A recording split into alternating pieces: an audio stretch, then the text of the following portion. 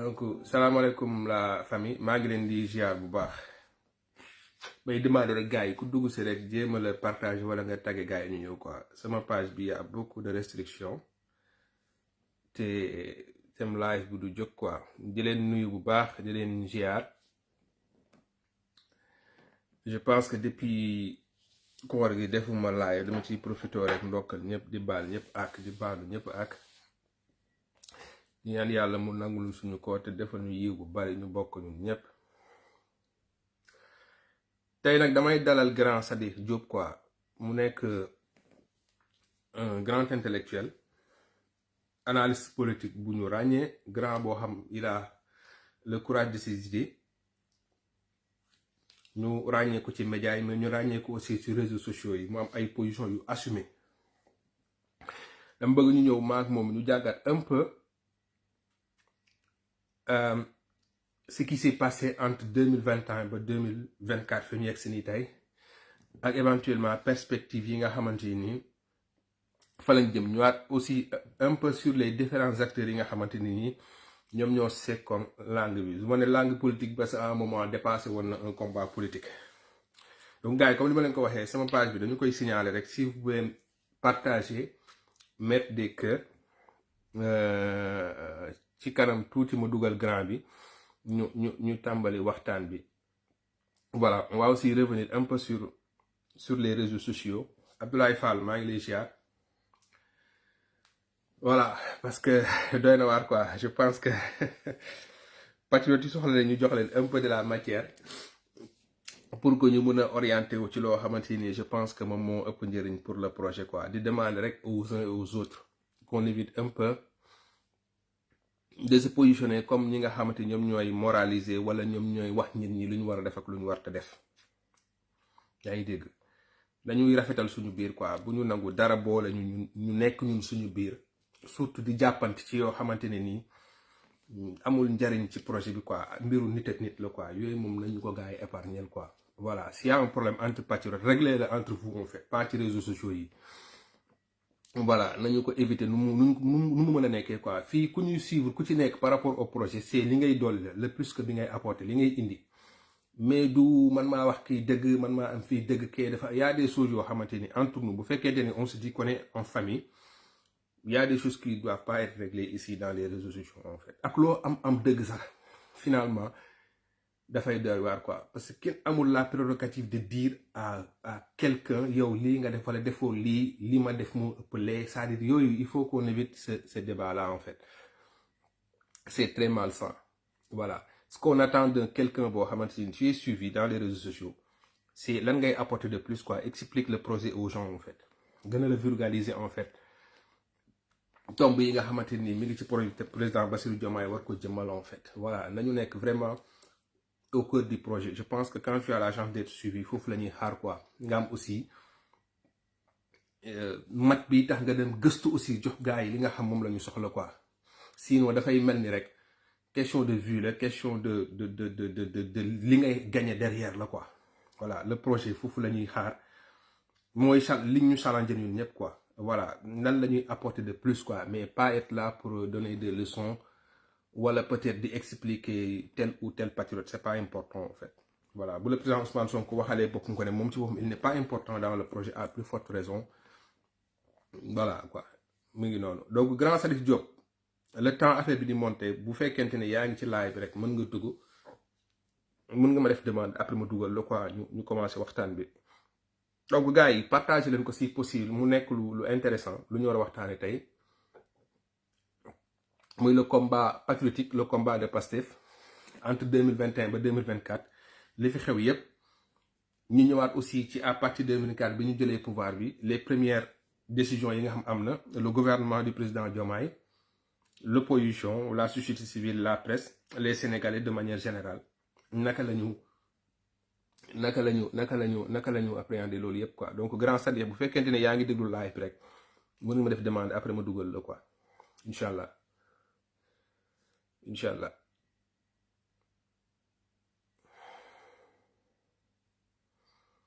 voilà.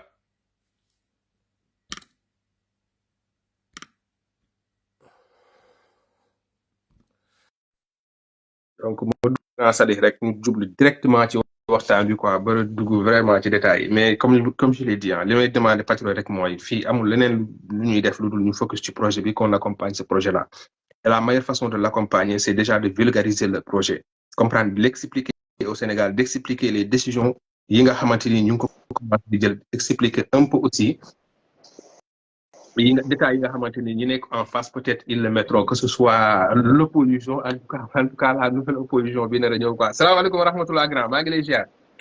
Issa noo def. sant yàlla bu baax a baax a baax namm nañ la. naka liggéey bi. ñu ngi sant yàlla bu baax donc maa ngi lay nuyu bu baax grand Sadikh di la ndokkeel. di rafetlu peut-être cette disponibilité et merci. cette opportunité et cette chance bi nga ñu may peut-être pour ñu ñëwaat ci un peu yenn péripéties yi ak peut-être yenn situation yi nga xamante ni am na fi avant ñoo ñëw peut-être ci perspective yi quoi mais dama lay bàyyi d'abord nga nuyu suñu mbokk internet yi ñuy seetaan di leen demander gars yi sama page bi dañ ko sonal gars yi partage leen def leen ay cœur quoi voilà il y a trop de signalement yu def sama page donc grand ma bàyyi la nga nuyoo quoi maa ngi lay ziar bu baax. Issa maa ngi lay delloo ziar. incha allah. na ngeen def ci julli gi bal leen yàqu bal leen bu baax a baax a baax a baax a baax macha allah. sant yàlla. yàlla nañu yàlla boole jégal. amiin amiin amiin. ñu fekk ko ay déwén yu bare. amiin amiin. maa ngi nuyu taliban yi ñu seetaan yëpp. taliban yi.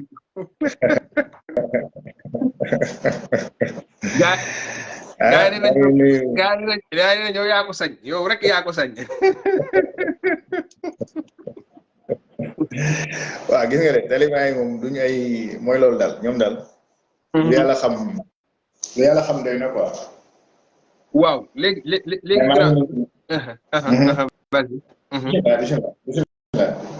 waaw dañuy dugg dans le vif du sujet parce que. moom laa wax sànq quoi yow da nga nekk du ma ne observateur mais da nga nekk un acteur de en tout cas un sénégalais boo xamante ne ni un intellectuel analyste la boo xamante ni da nga doon suivre de près l'actualité politique nga yàgg def ay sorties que mu nekk ci télé mais aussi surtout sur réseaux sociaux yi souvent aussi ngay dama koy wax souvent da nga doon nekk en avance sur beaucoup de choses yoo xamante ne nii après dañuy dem ba ci biir dañu koy gis quoi loolu dinañ ci ñëw ci kanam le pourquoi ak peut-être lan moo waraloon taxawaay boobu noonu quoi. mais xam nga dafa am benn situation bu xew tey mu am fu ñu jógee c'est vrai qu'on me dira que ñu ngi dellu un peu dans le passé mais je pense que bu ñu bëggee poser le contexte mën a expliquer ba mu gën a leer situation bi am tey dafa am fu mu jógee fi mu jógee du ma dem sori fu gën a sori 2021 parce que je pense que contexte bi indi situation bi ñu demee élection 2021 peut-être laa ne la commencé mu am benn situation bu xew entre un régime et une opposition, entre un président de la République et le chef de l'opposition, en l'occurrence le président Ousmane Sonko. De 2021 à 2023 ba 2024 ñu dund yoo xam yu yéeme yoo xam ne jàpp naa ne ay ndaw lañ mais lu ci bari mësuñu ko dund au Sénégal. léegi man li ma bëggoon a tàmbalee grand tey bu ñu doon tàmbalee tey boo doon jàpp l'élément de manière factuelle. L'élément déclencheur de cette situation-là, l'élément qui a été au centre de toute cette xam nga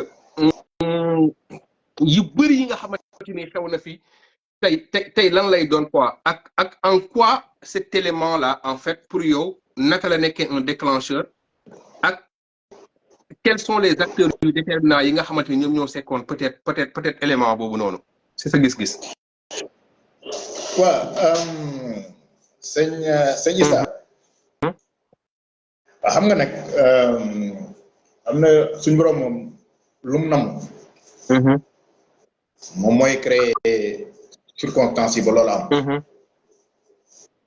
donc bon parfois sax du nekk yow yaay topp rek nga def stratégie mu marché wala dara c'est-à-dire que yàlla li mu nam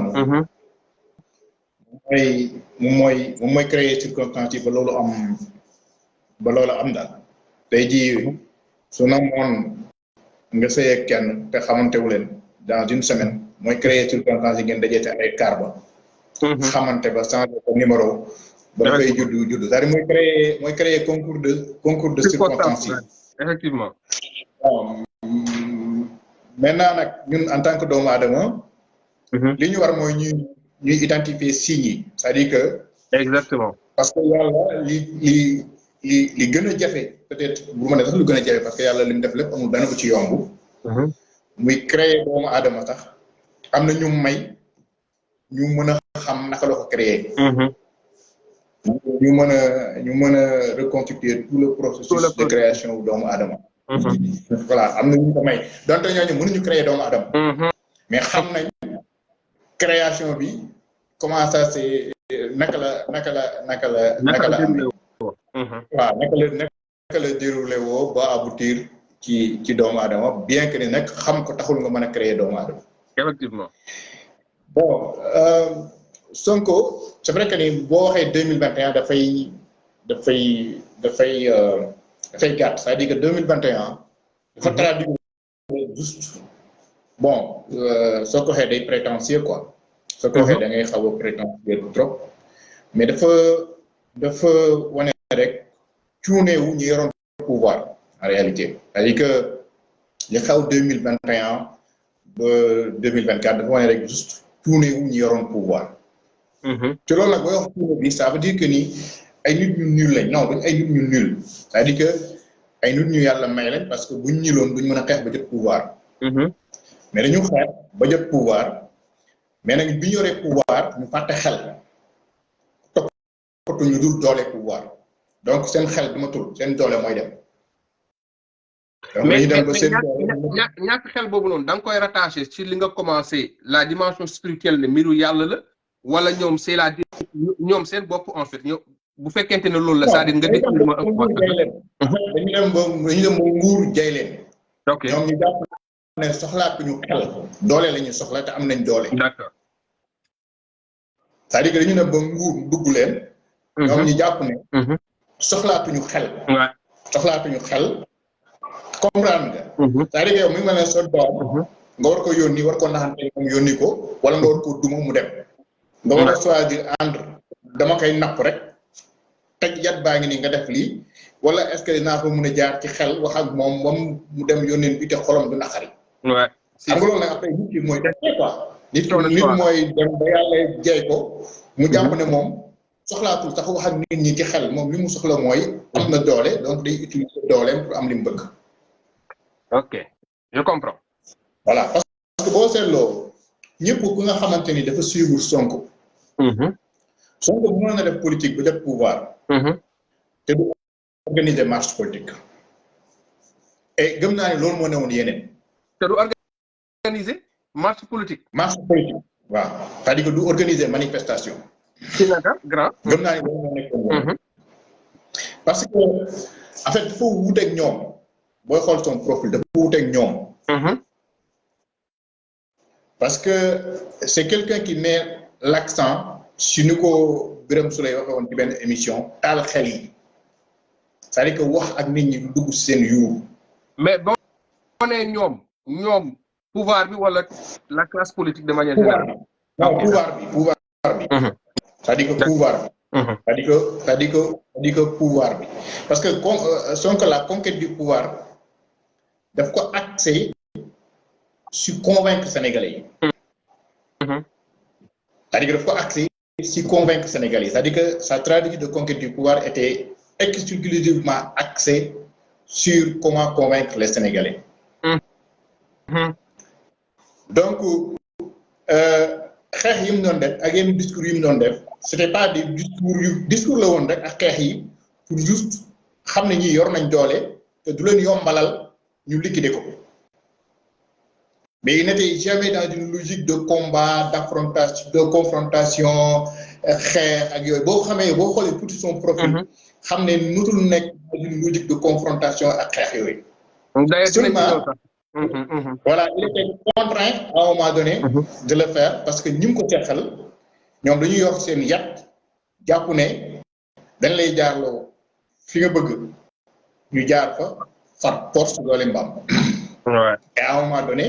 donc il était obligé de leur opposer une certaine résistance physique te même résistance boobu ñoo ko gisee mas man wax naa ko à partir du mois de mars et Sonko lui-même il l'a dit à partir du mois de mars j'ai mis dans mes publications que Sonko bëggatul dara ci xeex bi en fait.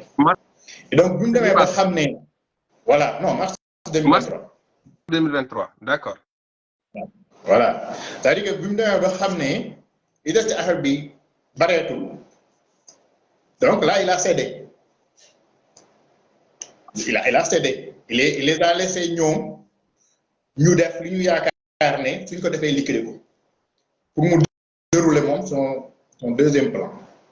mais donc grand période boobu noonu baal man maa ngi lay dagg gars yi dañu doon wax que ni donc c'était lié à une stratégie de Sonko ou c'était lié au fait que circonstances yi ñoo taxawoon ba sénégalais yi parce que gars yi dañu wax que ne finalement le gars est fort en fait sénégalais yi bàyyi non en fait non sénégalais yi en fait faut savoir que Pastef c'est une machine quand même. C'est-à-dire que Pastef su taxawee ne man waxuma Sénégal gépp de mais su taxawee ni man Pastef pendant 1 mois wala 2 mois Dakar doo am jàmm Dakar doo am jàmm. Ça c'est vrai. Ça moom c'est-à-dire que si Sonko décide de dire que je pose une résistance physique à ce régime-là ak doole bu ko yàlla mayoon su activer quand même son parti avait les moyens quand même de poser une résistance farouche ne serait-ce qu'à Dakar et dans certaines villes comme Ziguinchor et autres.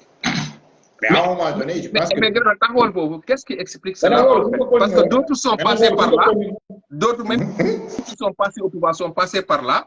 Qu'est-ce qui explique le fait que tey moom mu mën ko là où peut-être le taxaw a échoué, le PDS quand même qui a tenu ce pouvoir-là pendant 12 ans a échoué.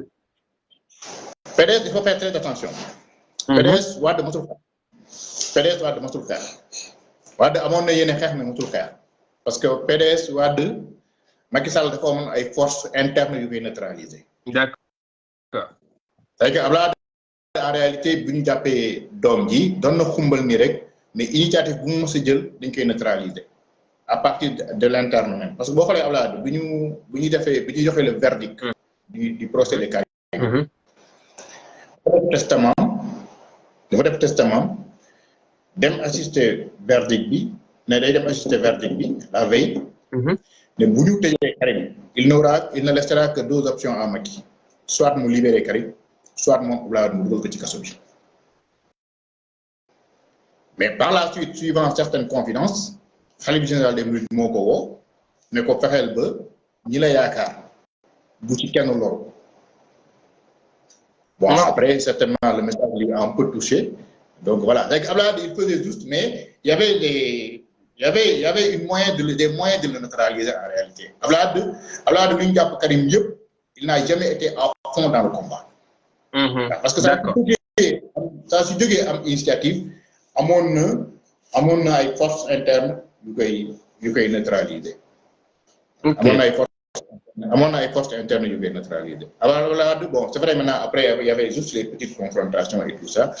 Mais amoon na ay forces internes yu koy neutraliser bon beneen bi aussi tamit mooy Sonko à un moment donné pour man tamit loolu laa mos a jàpp ne c'était son handicap Sonko aussi n'a jamais voulu que les choses dérapent pour que armée am occasion jël pouvoir bi donc loolu aussi dafa doon bàyyi xel te li am juin amoon mars 2023 su amatoon soo moytuwul armée bi jël pouvoir bi donc à un moment donné aussi à mon avis du gisuma ko waxtaanuma ci ak moom mais à mon avis je pense que à un moment donné il a fait juste des arbitrages xam ne su toppee Macky trop bon ça risque de basculer bon pour man nag loolu c'était un piège à lui pour man c'était un piège parce que Macky mësul bëgg armée bi jël pouvoir bi mais bu mu demee ba xam ne aussi pro dafa fay calculer loolu te dafa ko ragal et bien là aussi Macky da doon continuer dóor parce que dana xam ne dafa mujj xam ne aussi du jot riposte yi mu tax ba affaire bi basculer parce que pour éviter un peu que affaire bi dégénérer armée bi jël pouvoir mais Macky pour man Macky donc grand Macky su ma la comprendre donc il y a cette période de résistance dans la stratégie première phase de résistance deuxième bi dafa mel ni genre résilience la conscience peut-être nangu yenn concessions yi pour dérouler. parce que li ma la wax la c'est-à-dire que Sonko pro dafa am benn instant dafa am à un moment donné peut-être certainement il a les statistiques wala yaqin la yëg-yëg la. xam na ni bu demee élection day gagné. par A ou B bu demee élection day gagné. donc à un moment donné il sait que ni affaire bi l'essentiel mooy. nañu négocier rek ba dem élection. donc parce que son message aussi son discours aussi dafa passé ba pare tamit ci période bi ko Macky doon sonné la noonu surtout les vidéos préenregistrées moo jeexal match bi. Ouais. Donc à un moment donné lui xam na ni au pire des cas Pastef day dem deuxième tour su demee c'est l'hypothèse pire des cas day dem deuxième tour su demee deuxième tour day gagné parce que à un moment donné il était convaincu que ni nañ dem élection rek quoi c'est-à-dire que nañ négocier rek ba dem élection donc à un moment donné bon je ne dis pas qu'il a baissé les armes mais l'essentiel pour lui était nañ dem élection parce que gëmoon na ni bu ñu demee élection dafay gagné mais loolu nag aussi ci stratégie la parce que bu ngeen xoolee bu ngeen seetloo Sonko. bi muy soog a démarré 2014 2015 2016 dañ ko commencé woon di woowee lanceur d'alerte. mais loolu bu ngeen seetloo ko xeex pour bañ gars yi catégoriser ko lanceur d'alerte. ko xeex c'est-à-dire que il s'est battu pour être perçu comme un homme politique qui veut le pouvoir. loolu mooy li ko waral mooy aussi Sonko à mon avis dafay ko xam sociologie sénégalais. Ouais. parce que sénégalais. Sénégalais bu la xamee nga nekk syndicaliste affaire bi nga commencé am tour bëgg a def politique naan kon yow da may nax bu nga doon nekk syndicaliste ko yow gëmoo woon syndicaliste bi quoi li politique bi nga bëggoon quoi. su la xamee nga nekk journaliste commencé siiw am tour jékki-jékki bëgg a dugg ci politique naan la tiens kon yow c'est journaliste bi gëmoo ko woon politique bi nga bëggoon nga ma doon naxe. donc Sonko mooy phase de transition bi quoi. voilà dañ naan bon yow kon mooy comme ma dem ba soog ñooñu quoi da ngay siiw ci benn affaire jàpp ne mën nga def reconversion facilement dóor Sénégal yi après Sénégal non tiens donc yow dafa am loo kii woon quoi donc moo tax boo ngeen seetloo pro il n'a jamais voulu de ça il a toujours voulu être perçu comme un homme politique qui va à la conquête du pouvoir parce que bu ñu ko kattalee ko woon lanceur d'alerte Sénégal daf koy percevoir rek comme lanceur d'alerte point. maanaam comme benn temps si la jamonoom quoi mu nekk benn phénomène boo xamante ni dafay jóg nii rek après voilà. et loolu daf ko teel a réussir def ci boppu Sénégalais yi ne man pouvoir bi laa bëgg donc nga xam ne te di ko yàlla may di ko foofu di ko yàlla suturaal aussi mooy bi mu nekk syndicat des impôts et domaines. daawul médiatiser ses combats. donc bi mu nekk Sénégalais xamuñu ko donc Sénégalais duñ ne da nga utiliser syndicat des impôts et domaines pour te faire connaître. parce que boobu daawul médiatiser ses combats donc Sénégalais xamuñu ko woon donc ñi ne woon ak moom. d'ailleurs sax même patriote sax ñi xam ce parcours là du président Ousmane Sonko dans le syndicalisme. même bu bëri sax que ne il a participé dans les assises nationales et tout ak yeneen sax les gens xam nga. voilà donc c'était voulu moom mu bañ a jiital loolu en fait. voilà loolu il l'a évité. bon il a évité aussi tamit nekk benn genre politicien bu nga xam ne Sénégal dañ lay percevoir comme politicien bu ñemee dëgg ñemee wax nangam mais ça s'arrête là comme ay ñoom dans ce foog yooyu. donc là aussi il n'a pas voulu avoir cette étiquette là de juste politicien rebelle non lui il a et d'ailleurs c'est ce qui a fait aussi d'ailleurs beaucoup de révolutionnaires parce que ça a été juste une révolution d'élite bon après voilà Sénégal parce que Sénégal dafa gaaw ci cliché dafa gaaw ci catalogue la benn affaire te noonu mu la gis après voilà te noonu mu la gis après pour nga nekk Youssou Ndour man nga way mu jàpp réew mu ci Sénégal nga bëgg a ñëwaat ne ko non man musicien laa mais da ko jël pouvoir Sénégalais du gaaw a nangu loolu quoi voilà moom da ngay jaar ak moom fu leer nga xam ne fii nga jaar ak moom mais du nangu ngay jéem ko jaar fii après jéem a tourné waat non Sénégal parce que dañuy loolu jikko Sénégalais la quoi Sénégalais moo bëggul ku ko dóor. bu amee sentiment que ni encore dóor rek dafay braqué wu effectivement. voilà et puis voilà il te dit que mais toi tu me prends pour qui parce que musicien nga rek siiw nga yaakaar ne non voilà. mais dans ce cas-là qu'est-ce qui a été par rapport ak ñoom dans ce xew qu'est-ce qu'il a fait de plus qu'est-ce qu'il a apporté de plus peut-être pour éviter ce cliché-là en fait. mais mooy li ma la wax c'est-à-dire que il n'a pas triché avec son discours donc il a très tôt fait croire que ni moom il veut le pouvoir et pas lui mais à travers un projet politique. comprendre nga même ñoom boo leen déggee dañuy wax la première phase il y avait une phase de déconstruction. Ensuite maintenant ñu commencé def seeni proposition mais dans son discours et dans son surtout après élection 2019 c'était clair que c'est quelqu'un qui veut gouverner le Sénégal. Donc amul prox ndal quoi, c'est-à-dire que amul en fait c'est un peu linéaire quoi. C'est-à-dire que ñëwul ne damay jéem a jaar fii gars yi xam ma ci loolu après ma détourné ko def lee quoi. C'est-à-dire que dafa créer son parti en 2014 pour aller à la conquête du pouvoir. Pour wax Sénégal yi nag un discours clair. Bon après nag 2019 bi nag ak parrainage bi ñu def yàlla may ko turbine bon turbine 2019 bi nag yàlla may ko turbine 2019 il s'est fait connaître et puis bon voilà donc et puis discours du Pastef am parce que maa wax ne may wax souvent que ni Pastef. c'est-à-dire que Pastef ngay fekk contradiction yi gën a extraordinaire Sénégal c'est-à-dire que Pastef ngay fekk ki nga xamante ni bëggul gis tarix. bëggul wax tax waxu tarix. fekk fa ku nga xamante ni tarixa kese la gëm. voilà les nit ñi gën a contradictoire. ñoom nga dajale.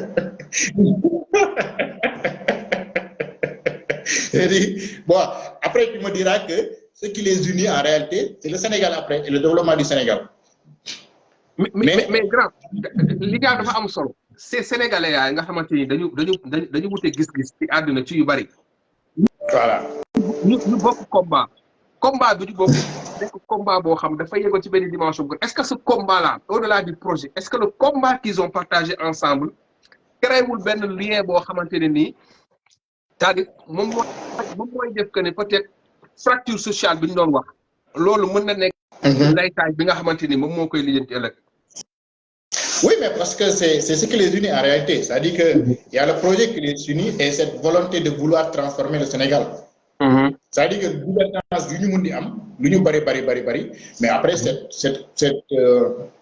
disons, ce commun vouloir-là de transformer le Sénégal, après, moi, après, du Djoubo aussi. Parce que qui est déjà fait, qui est qui est donc bon voilà mais nag li leen di unir mooy pas-pas bi ñu am jàpp ne avec waa ji war nañ mun développer Sénégal. Mais c'est pas évident. Ah mais c'est pas évident moo tax d'ailleurs guerre yi seen biir lay bari. waaw guerre yi seen biir lay bari parce que gis-gis yi bokkul. Mais moi, je veux interpeller parce qu'il y a un qui on a vu que le régime d'en face, ils ont beaucoup insisté sur l'aspect religieux, l'aspect même confrérique, pour atteindre le transformation, en tout cas pour atteindre le projet. Mais malgré tout, en fait, le projet a réussi à s'imposer dans les différentes villes religieuses, en fait. Mais parce que moi, je dañu dawal seen doole fàtte sénégalais en fait gis nga sénégalais mën na lu ne moom def nangoo nga jaar ci maynam. c'est-à-dire que sénégalais mën na lu ne moom des nangu nga jaar ci maynam parce que loolu ñuy def dañ ko jéem a jaxase ak taalibe yi mais taalibe yi duñ ko nangu. Taalibe duñ ko nangu boo demee Touba du tax ñu am score boobu mais parce que voilà les taalibe dañu am seen lecture. duñu nangu rek benn waaye taxaw construire benn affaire am ñëw bëgg leen non nit ñi dañu Sénégalais dafa gis nga Sénégalais da ngay boo bëggee mu suñu Cheikh Gaïndé Fatma dafa wax naan. surtout bu dee ci côté ay addiye wala yooyu da ngay laaj nit ki lu mu mën nga def ko fu mu gis. c'est-à-dire que Sénégalais bu buggee wax ak moom da ngay wax ak moom ni Ousmane Sonko di wax ak moom c'est-à-dire que da nga koy wax lu mën a dugg ci yuuram. kooku nag soo ko defee mais su la une fois mu gëm la balaa mu lay weddiwaat gis leneen lu ko dindi. waaw mais doo ñëw rek këpp xelam nii tafukat xel yi nii dëgg la de mun nañ ko dama ne duñ tafu xel mais tafu xel yi mënuñu ñëw rek facilement comme ça tafu xelu Sénégal yi. moo tax d'ailleurs boo xoolee il y a une certaine élite religieuse bu nga xamante ni peut-être dañ doon am ak système mais boo demee dans toutes les villes mais population yi le bas peuple mais dañuy adopter le discours du gars. dañuy adopté le discours du gars et loolu nag dafay aggraver la rupture entre les élites religieuses ak seen ñi nekk ci suuf dafay creuser benn fossé bu nga xamante ni bon pour man mënoon na ñàkk. ok pour man mënoon na ñàkk. et dinaa ñëw sax sur peut-être comment est-ce que même il y a une petite fracture à ce niveau-là naka peut-être l'État parce que l'État aussi il a comme prérogative peut-être comme te président Bassirou Diomaye wax na ko la cohésion sociale dinaa ci ñëw mais grand pour ñu jógee un peu ci phase boobu noonu pour dugg fële dañu dem ba veille élection yi en fait ñu acté la non participation du président Ousmane Sonko aux élections léegi patriote Pastef su ma nee patriote yi sénégalais yi nga xam dañu adhéré de manière générale ci projet parce que man dama tàmm di wax que ne dafa am ñoo xam dañoo jaar ci président Ousmane Sonko adhéré ci projet bi ñu mel ni ñun dañoo adhéré ci projet bi ñëw téye le président Ousmane Sonko def ko leader mais am na sénégalais yoo xam à partir de mars 2021 ba yëg ci kaw ñoom c'est le personnel du président Ousmane Sonko moom moo leen attiré ñu ñëw daanu ci projet bi ñu dem ba veille élection bi ñu acté sa non participation mu ñëw indi le président Bassirou Diomaye teg peut-être ñu bëri amoon nañ jeexi jaxa est-ce que ça va fonctionner en fait président Ousmane Sonko ak fi mu toll ñu indi le président Bassirou Diomaye parce que indi Sonko mooy Diomaye finalement Sonko mooy Diomaye bi jël le dessus c'est-à-dire qu'est-ce qui a été l'élément déterminant pour réussir en fait basculer l'électorat vers Bassirou Diomaye sans pour autant mu difficile trop quoi. loolu li ko basculé mooy les vidéos de Sonko ce sont les 2 vidéos c'est-à-dire que deux vidéos de Sonko yi moo réglé élection bi c'est-à-dire qu'on n'avait plus besoin de campagne c'est-à-dire que même génn bi ñu leen génnee kaso yi dem defi campagne jarootu ko woon c'est-à-dire que c'est les 2 vidéos de Sonko. effet surprise bi wala contenu bi ci boppam moo ci gën a déterminant. du effet surprise c'est-à-dire que les vidéos ont permis de répondre à des questions précises. Précises, ouais, effectivement. Voilà, parce que, bon, Sénégalais, gëmoon nañ Sonko, bëgg nañ ko, mais ils se posaient des questions. Bon, waa ji, est-ce que boppam rek la wala. Voilà, mais les vidéos ont permis aux Sénégalais maintenant d'avoir une réponse précise, donc qui jaay ñu boppam, dafa am lu mu jaay, muy un projet. Jiitalul boppam, dafa am lu mu jiital, muy Sénégal. À partir du moment où les Sénégalais ont reçu des réponses sur ces 2 questions fondamentales-là, mais la partie est finie. La partie est finie. Parce que c'est les partisans convaincus de Sonko, il n'y a pas de problème. Mais peut-être que ce n'était pas encore la majorité. C'était peut-être jusqu'à 30, 25%, 30%. Mais le problème, c'est les indécis qui regardaient le gars et qui commençaient et qui se posaient des questions. Il est pouvoiriste, il n'est pas pouvoiriste, bon, il est un peu intéressant, il donne des idées, mais est-ce qu'au fond, voilà, c'est tous ces gens-là qui se posaient des questions sur l'homme, bon, ils étaient un peu convaincus, un peu ils doutaient, mais les vidéos ont permis à ces gens-là d'avoir des réponses sur la personne, en disant que, bon, mais écoute, voilà, on va y aller, quoi. Et là, à partir de ce moment-là, le match est terminé. Le match est terminé justement parce qu'à partir de ce moment-là, les indécis sont déterminés à partir de ces vidéos-là. Et ça donne une large victoire. Mais à partir de ce moment aussi, on a vu un autre Macky Sall en fait grand. Un Macky Sall qui devient maintenant le président de la République.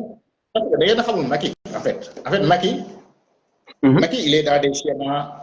C'est que Macky a un compliqué. Macky, il est dans des schémas très simples. Macky, son schéma est que nous sommes au pouvoir.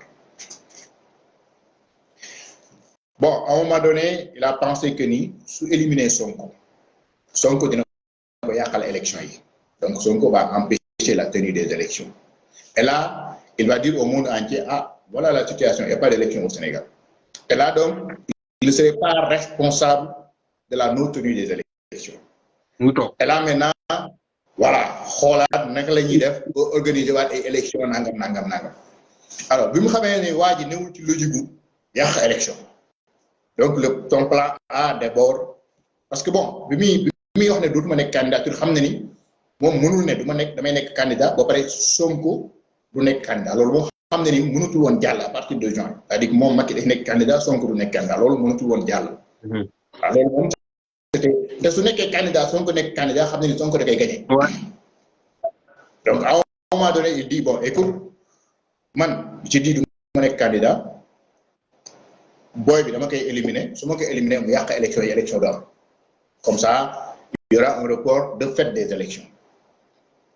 Et il ne sera pas responsable de ce report-là. Hein? Donc, bon, voilà, des jours élection, il y a des force de l'ordre, tout système loxo, ñu perturber l'élection un peu à travers le pays. Bon, voilà, l'élection est d'un bon job, il y a élection.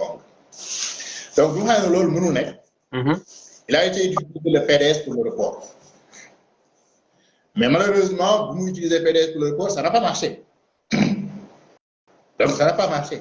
Ça n'a pas marché pour plusieurs raisons. Donc, les Américains ont dougué. Parce que, en fait, Américains et Français, les Français, cassé, vont marcher.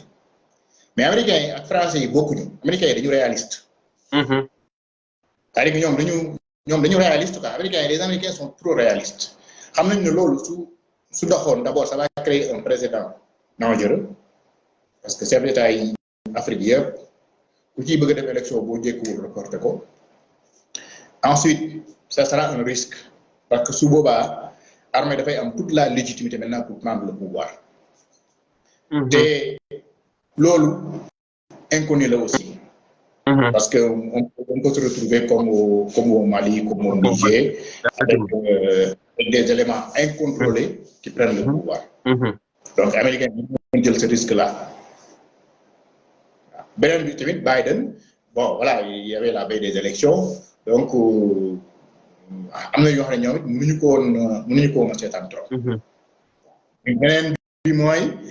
le Conseil constitutionnel s'est rebellé. Et alors, nous pouvons réussir tant qu'il n'a pas les faveurs du Conseil constitutionnel. Donc, nous devons savoir report de l'élection, nous devons c'est le l'élection. Mais les statistiques étaient claires. Au pire des cas, Pastef va aller au deuxième tour. Et si Pastef va au deuxième tour, il va gagner les élections. Donc, tout ce qui lui restait, c'est de négocier sa sortie. Parce que Makedou, c'est pas lui, c'est pas quelqu'un qui va risquer sa vie pour moi Samba ou ma Demba ou ma Samba. Correct. Mais l'autre, c'était à partir du moment où Bassirou Dougout, le président Bassirou Dougout. Oui, mais c'est-à-dire que si vous avez un report de master, c'est-à-dire que jusqu'à même partir du Dougué, même si vous avez un autre report, il va y avoir un report à marché. Mais vous avez un report non autre am. Et que par A ou B, élection dafay am.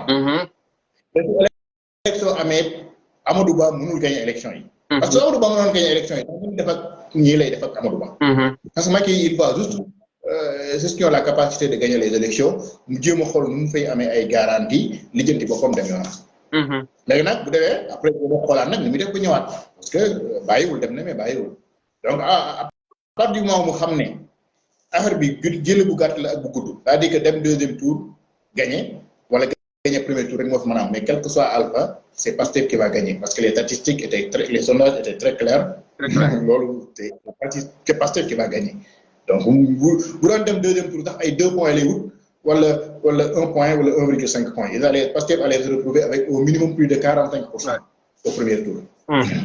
Donc kooku xam na ni Pastef day gagner. Bon après à partir de ce moment-là li ko desee woon mooy mu négocier son départ. Macky Sall boppam lay sauver du sax xeetu ko. Mais cette phase de négociation grand. Cette phase de négociation dégg nañ ci lu ne dégg nañ ci protocole du Cap Manuel dégg nañ ci protocole ba dégg nañ ci dialogue pour. négociation jébbalu la xam nga du négociation jébbalu la Macky dafa dem ba xam ne mënatul dem mu ñëw jébbalu gars yi nangul ko njébbalam maslaa ak moom mu dem yoon. Léegi yow naka nga analyser maintenant la posture du président Ousmane Sonko dans cette phase bi ñuy wooyee que ne waxtaan dialogue machin naka ngay jàngee la posture du président Ousmane Sonko qui a réussi à dépasser situation bu compliqué boobu noonu génn ci indemne en fait. Ouais, mais en fait Sonko aussi nit la Sonko aussi dafa nite quoi c'est ça aussi sa force c'est-à-dire que dafa nite parce que problème mooy Macky Sall dëgg la à un moment donné il n'avait plus le choix mais tamit xam nga nit ku jaaxle aussi mën na def ba def lu ko arrangé wu parce que Macky Sall il n'avait plus le choix mais nit ku jaaxle aussi mën na def lu ko arrangé wu parce que soo jaaxlee benn instant bon da ngay def rek parce que tey fekkoon na aussi Voilà, ce qu'on était les portes de Sonko lui étaient fermées. Bon, moi, je sais gagné, mais c'est la mort. Après, bon, il peut dire que c'est la mort ou la mort, donc c'est la mort. Donc, après, il peut faire des bêtises et puis ça peut basculer. Et je pense que Sonko a compris ça, hein, donc il sait que le gars, il est dans le désarroi. Et puis, bon, voilà, il a toujours le pouvoir aussi, il peut faire des bêtises. Parce qu'on pouvait ne pas avoir des élections claires. On pouvait avoir des lendemains électoraux, bon, voilà, les gars, ils ont carte, quoi. Donc, à partir de ce moment-là, je pense que Sonko, il sait que Wadi, instant, il jaxle na xamatul lu muy def donc su ko yokkee jaaxle bon Wadi mën na def des actes désespérés mën na def des actes désespérés ma laaj benn waaw mën question na def des actes désespérés est-ce que jàpp nga ne Macky Sall joxoon na le président Ousmane Sonko ay garantie que ne il va organiser des élections libres transparentes et démocratiques. Non, amul choix en fait Macky amatul woon choix c'est-à-dire que Macky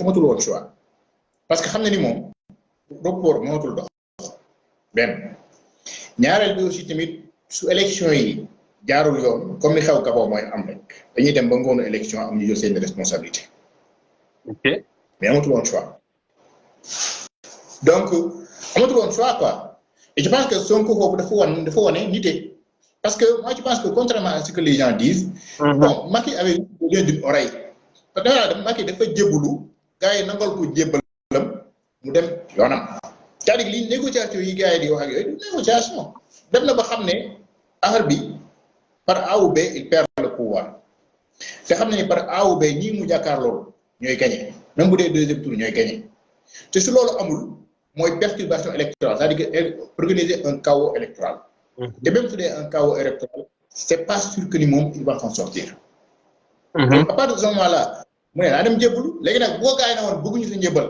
waxuñoo ak yow amuñu lu ñuy def ak yow là comme je te dis nag mën na ni daa chaos rek la parce que ñi buñ jëlee réew mi ça sera le chaos pour moi donc moo demee chaos électoral aussi ça peut être le chaos pour moi là il peut tenter des actes voilà il peut tenter des actes désespérés il peut tenter des actes désespérés et je pense que Sonko a bien fait de l'écouter bon maintenant comme que Macky tamit il est très rusé parce que Macky maanaam dama sànq mooy commencé sama wax dama ne Macky su yoree doole dootul xalaat mais su demee ba amul doole day commencé xalaat il est très rusé donc à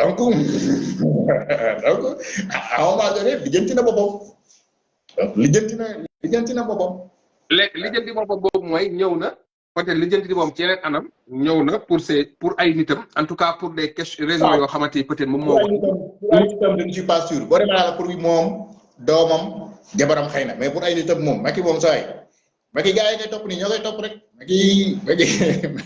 Macky boppam rek ko yor parce que ñëw na indi une loi d'amnistie boo xam loi am la loi boo xamante ni le Pastef l'a rejeté avec beaucoup d'intelligence pour man sax loi boobu noonu décanter une situation mooy à presque 10 jours de la fin de la campagne le président Bassirou Diomaye génn le président Ousmane Sonko génn prison continuer campagne bi loolu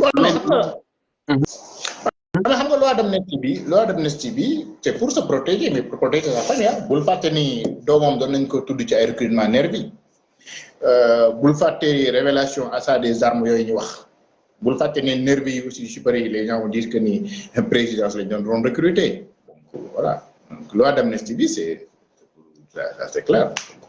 mais lan mooy sa position sur loi d'amnistie bi grand. Non, loi d'amnistie, moi je suis contre quand même la loi d'amnistie. Je suis contre cette loi d'amnistie. Donc da nga gis que ne soit loolu dañ ko war a tëbal wala ñu génnee ci les crimes de sang peut-être. Non, dafa war a tëb. Moi je pense que si Pastef retrouve la majorité à l'Assemblée nationale day tëb. Bon maintenant période bi ñu nekk nag c'est une période très très difficile pour Pastef pour mu am des initiatives parlementaires parce que n'a pas une majorité parlementaire. Et ça peut l'amener à faire des marchandages quoi, qui ne vont pas l'arranger. Donc, je pense que on sera bientôt à septembre. Bon, voilà, ils vont dissoudre le Parlement pour avoir une majorité confortable. Parce que sinon, pour le moment, c'est très, très difficile pour eux d'amener des initiatives parlementaires. Parce que ça peut les amené à marchander, quoi. Ouais, mais Parce grand, que l'Assemblée, c'est mécanique, quoi. man dinaa ñëw foofu sax ci perspective yi ci fin bi peut-être est-ce que Bass dafa war a parce que moom le président Bassirou Diomaye quand même am na ci dans l'un de ses discours bi muy def campagne bi il a parlé de kii waxoon na que ne du mooy bi mu def Sénégal je crois il va pas dissoudre l'Assemblée après ce qui va se passer mën nañ ci ñëw mais dañu dem élection. Non, il est obligé en septembre de dissoudre l'Assemblée. Pour le moment, il ne peut pas trop prendre des initiatives parlementaires, mais à partir de septembre, il sera obligé de dissoudre le Parlement. Sinon, il ne va pas gouverner. Ok. D'accord. Mais dañu dem élection dañu jógee foofu yëpp ay résultats daanu man dama bëgg rek nga jàngatal ma 4 ou 5 résultats c'est-à-dire man dama bëgg nga jàngatal ma le résultat de Taxawu de Khalifa Sall le résultat du PUR bu Amadou Ba ak bu Pastef grand après yeneen yi mën nga ko dajale. En fait, Sonko mooy bandi. C'est-à-dire que Sonko moom mooy bandi. C'est-à-dire que Sonko bi mu génnee kaso. Il a créé une bipolarité Diomaye Amadou Ba. Amadou Ba devait être dans les 25% maximum. Donc, il a créé cette bipolarité pour may loxo Amadou. Mais en même temps, gars yi nee nañ ñuy wax président Bassirou man tàmm la xel ma jéggal président Bassirou boy séeréer.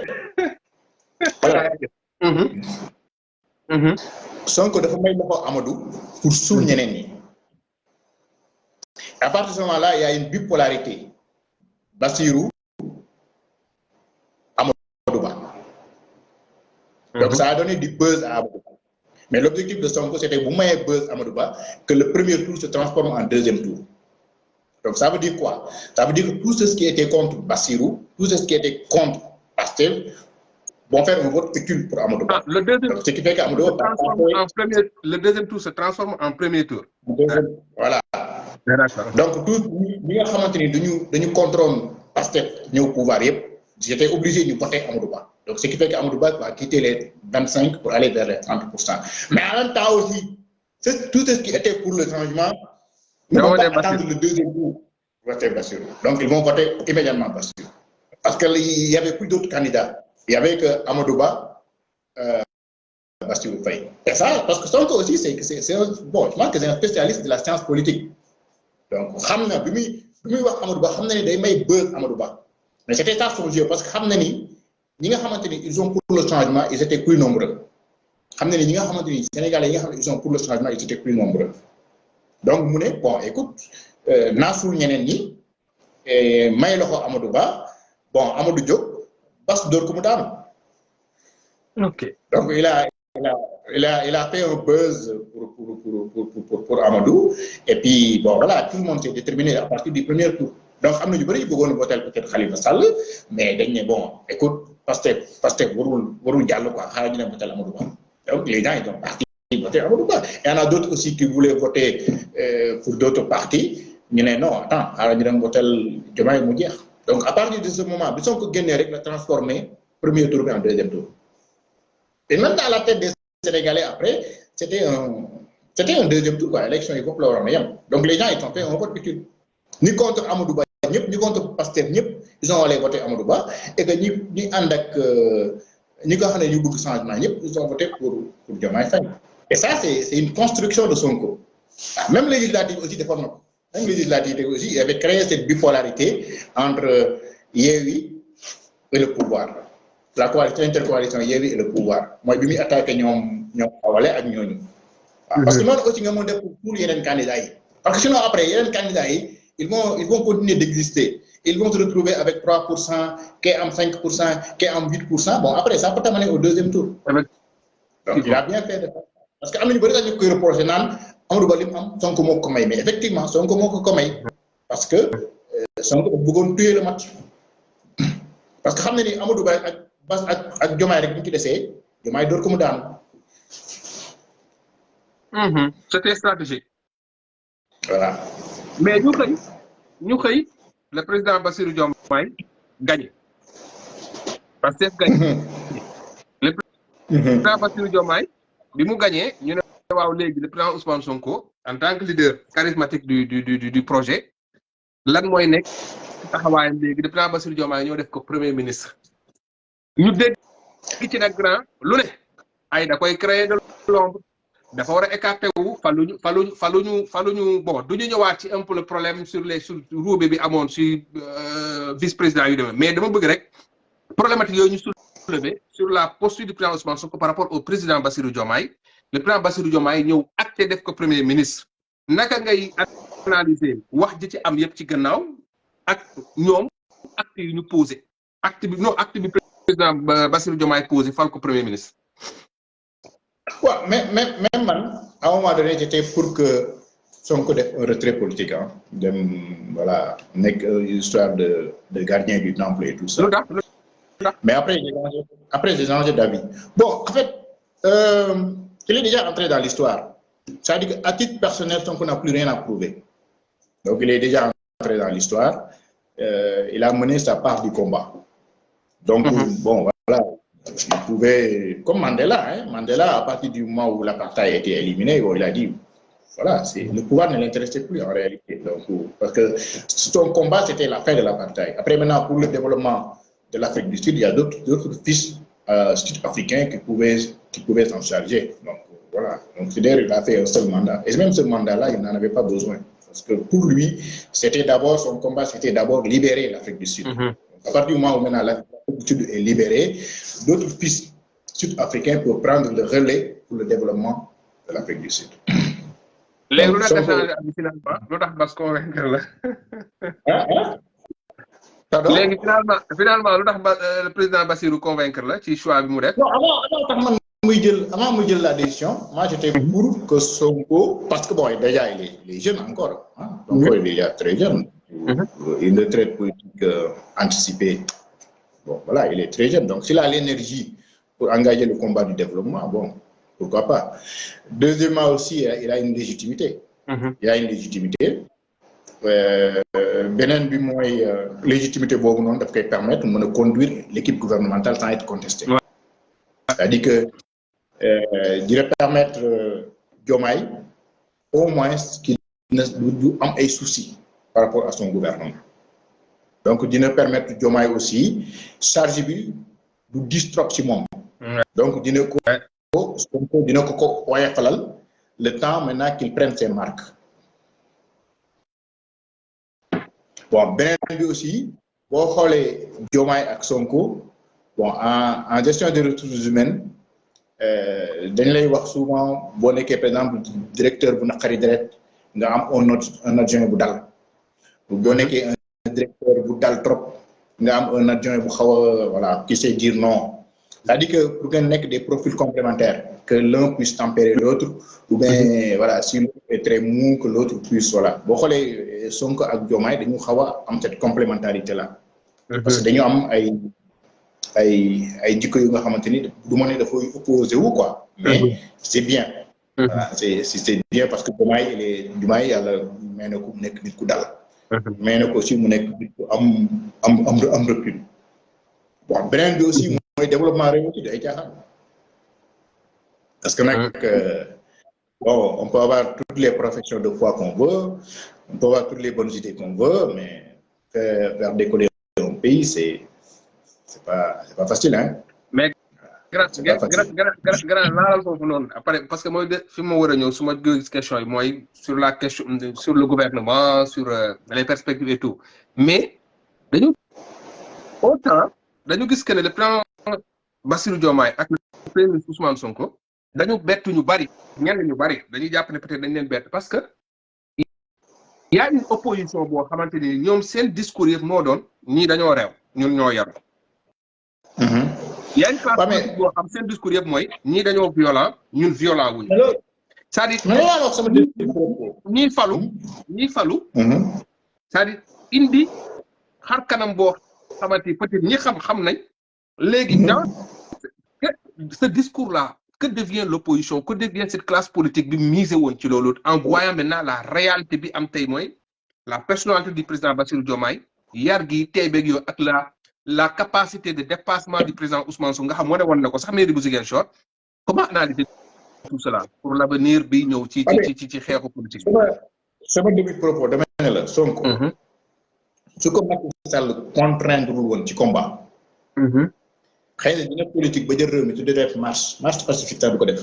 ndeysaan dëgg la wax nga ko sànq.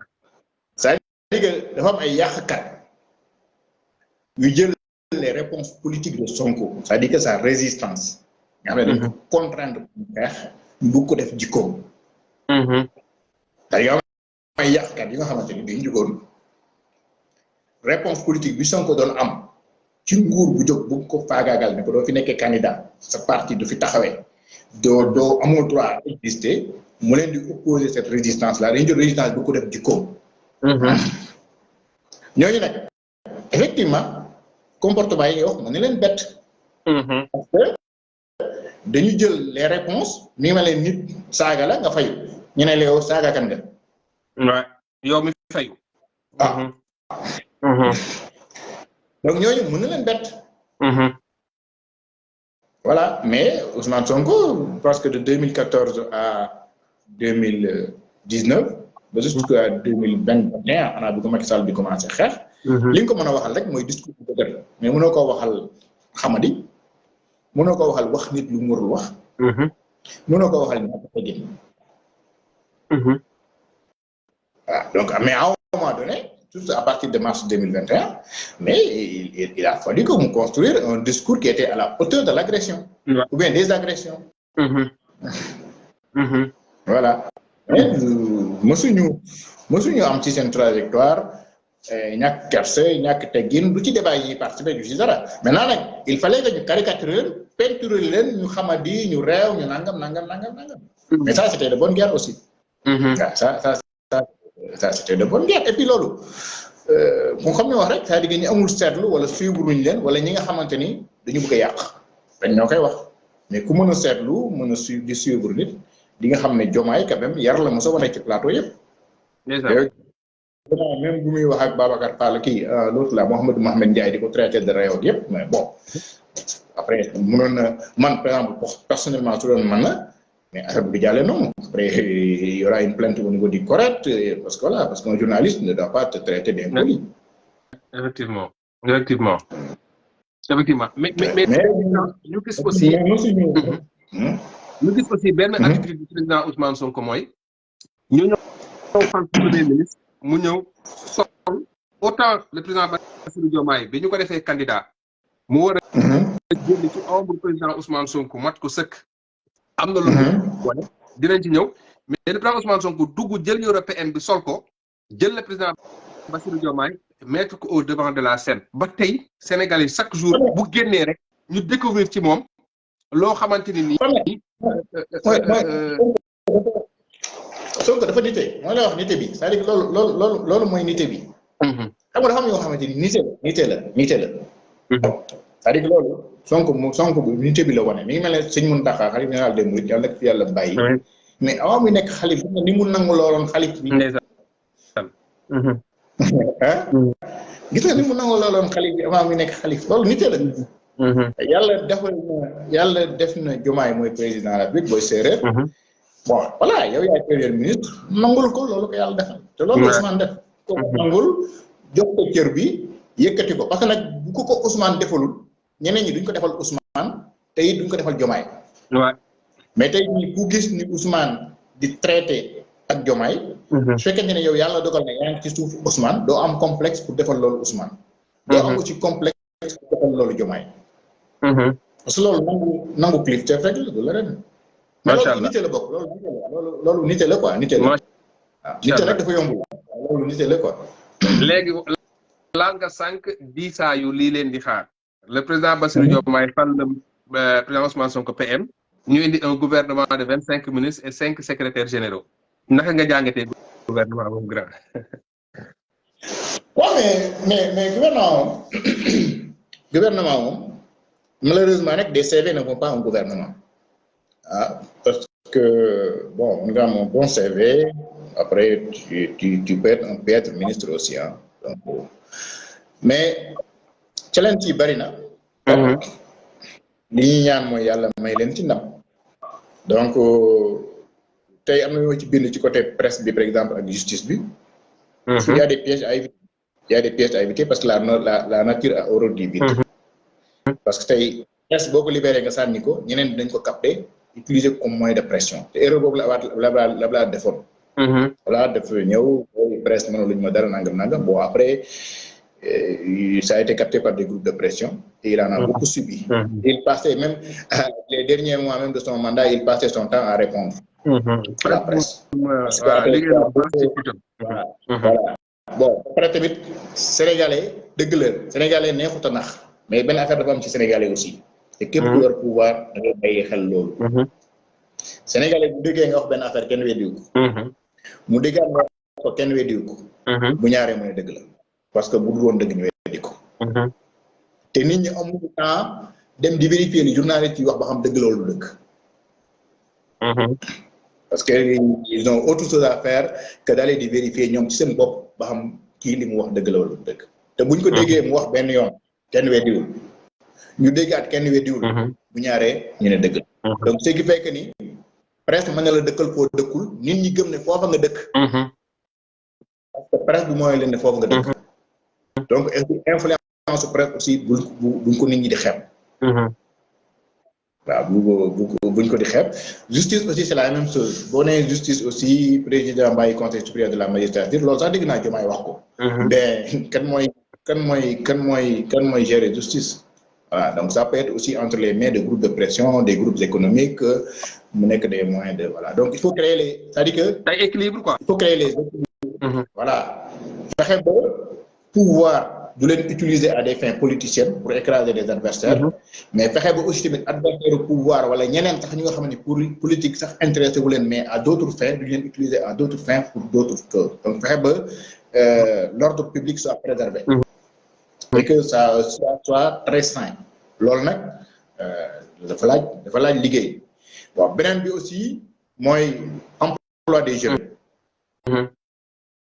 emploi des jeunes dafa parce que nag wax ji yëpp baax na mais réew mi nekk dañu fa nekk un pays sous-développé donc baax na ndaw ñi am xëy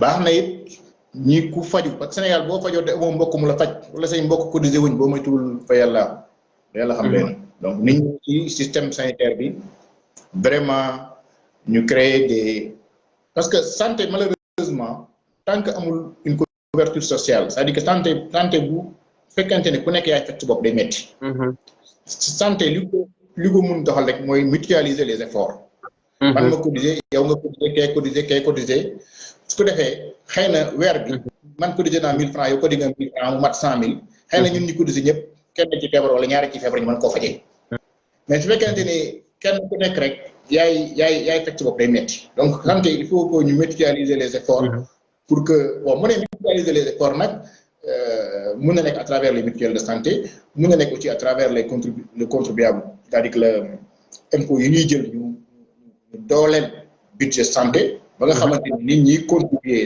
dinañ mën a contribuer ci faju doomu aadama yi bu baax a baax mais en tout cas moo xam nu ñu ko mën defee mais en tout cas moo am une couverture nga xam ne nit ki bu caagee ne yow boo feebaree rek comme ni ngeen ko amee si seen justice dans les pays développés là nga xam ne au moins il y a une couverture sanitaire bu nga xamante ni ku feebar même boo amul moyen société bi mën na la faj nga xam ne vraiment kenn du toogati di jaaxle quoi soit travailleur nga am nga couverture am nga assurance soit doo travailleur tu es d'un milieu social très démuni la société est là pour te prendre en charge je pense que loolu ci santé il faut mu systématique bon je pense que dans le programme il y a l'idée de créer vraiment une couverture sanitaire universelle et je pense que va falloir déjà ñu réussir atteindre les critères de convergence en promesse moom la tëral mooy 15% du budget. Maintenant on attend de voir comment est-ce qu'on va aller vers ça mais ñu gis que ne ci 25 ministères yi pratiquement du ma ne ministère mais c'est des départements en fait yu regroupé par exemple boo jëlee sport culture et jeunesse département la bu regroupé par exemple bu njëkk 3 ministères mu nekk ay ministères yu 10 ñu ne c'est un gouvernement de technocrates boo xamante ni aussi y a un parti au pouvoir bu ñëw jël muy Pastef. Comment réussir en fait à aller vers les priorités des Sénégalais, à répondre vraiment aux exigences ak mën a dérouler programme bi mën a aussi garder un appareil politique qui est là boo xam da nga ko soxla parce qu'il y a d'autres échéances à venir en fait d'autant plus que yow da ngay indi rupture du séddoo naka ngay gérer diggante boobu. Ouais, mais c'est très prétentieux, hein, parce que moi, contrairement à ce que beaucoup de gens croient, moi, je suis financier et un peu RH. Donc, communication, par passion, là, donc, ce serait un peu prétentieux de ma part voilà. Mais, ce qu'il faut savoir, en tout cas, à mon avis, ce qu'il faut savoir, c'est que le sport est devenu une industrie. La culture est devenue une industrie. La jeunesse, c'est plus qu'une industrie. Quand je parle du sport, ce qu'il faut à mon avis. Parce que, financier, on dit comme Khalis, quoi. Parce que c'est l'argent qui est le nerf de la guerre. Le sport, pour moi, sport. D'abord, je parle en tant que profane et je parle en tant que financier, là. Je pas le truc de sportif amateur qui parle et tout ça. Le sport, pour moi, on a identifié quelles sont les sources de revenus dans le sport. Et bon, les sources de revenus dans le sport aujourd'hui, là, il y a les joueurs. C'est le transfert de joueurs. Donc, le Sénégal n'est un grand pays pourvoyeur de joueurs. Donc, il faut qu'on développe des écoles de football. Chaque année, il y a 100 Sadio Mané. Mais Portugal, l'exemple du Portugal. Voilà. À travers le monde, il y a 100 Sadio Mané par an. Après, nag nga topp impôt yi boo leen jaayee centre de football bi leen jaay am ci lim ci war a am fay impôt yi mu war a fay. Et là ñu fexe ba développer des centres de football mais centre de football yooyu aussi bu ñu koy développer mu bañ a nekk muy comme ni ma ko commencé gisee c'est-à-dire que du nekk rek des centres de football yu nga xam ne dañuy ñëw rek xale yi dañuy ñëw jàng football non dañuy am école normale ba université parce que aussi le football est très sélectif. Le football est très sélectif. Sur 1000 gosses, peut-être 50 ou 10 ñoo ci réussir. Donc, ñeneen ñi aussi, bu def football rek après ñu yàq seen aduna. Donc, nañu jàng école, nañu am seen diplôme. Après, bu football bi réussir, ñu mën a am seen réinsertion. Voilà, am seen métier. Mën a virer parce qu'ils sont des agronomes, mën a virer parce qu'ils sont des banquiers, mën a virer parce qu'ils sont des agents. Bu ko defee nag 50 personnes yi nga xam ne jaay nga leen ñu apporter ay milliards à l'économie du pays. Comprendre nga su ko defee école de football yooyu nag ñu fexe aussi ba ñu développé wu am de grands stades. Pourquoi pas tey jii ñu am stade Abdoulaye Wade boobu benn école de football mën ko am.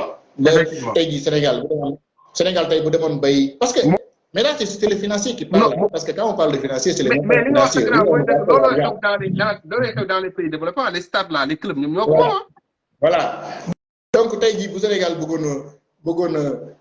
organisé la Coupe d'Afrique, mais on ne lui ces stades-là. Nous avons fait la Coupe d'Afrique, nous avons créé un stade. Mais dans chaque région, nous avons fait de grandes écoles de football. Nous avons fait de l'indicapelé, nous dépister les encadrer les gens.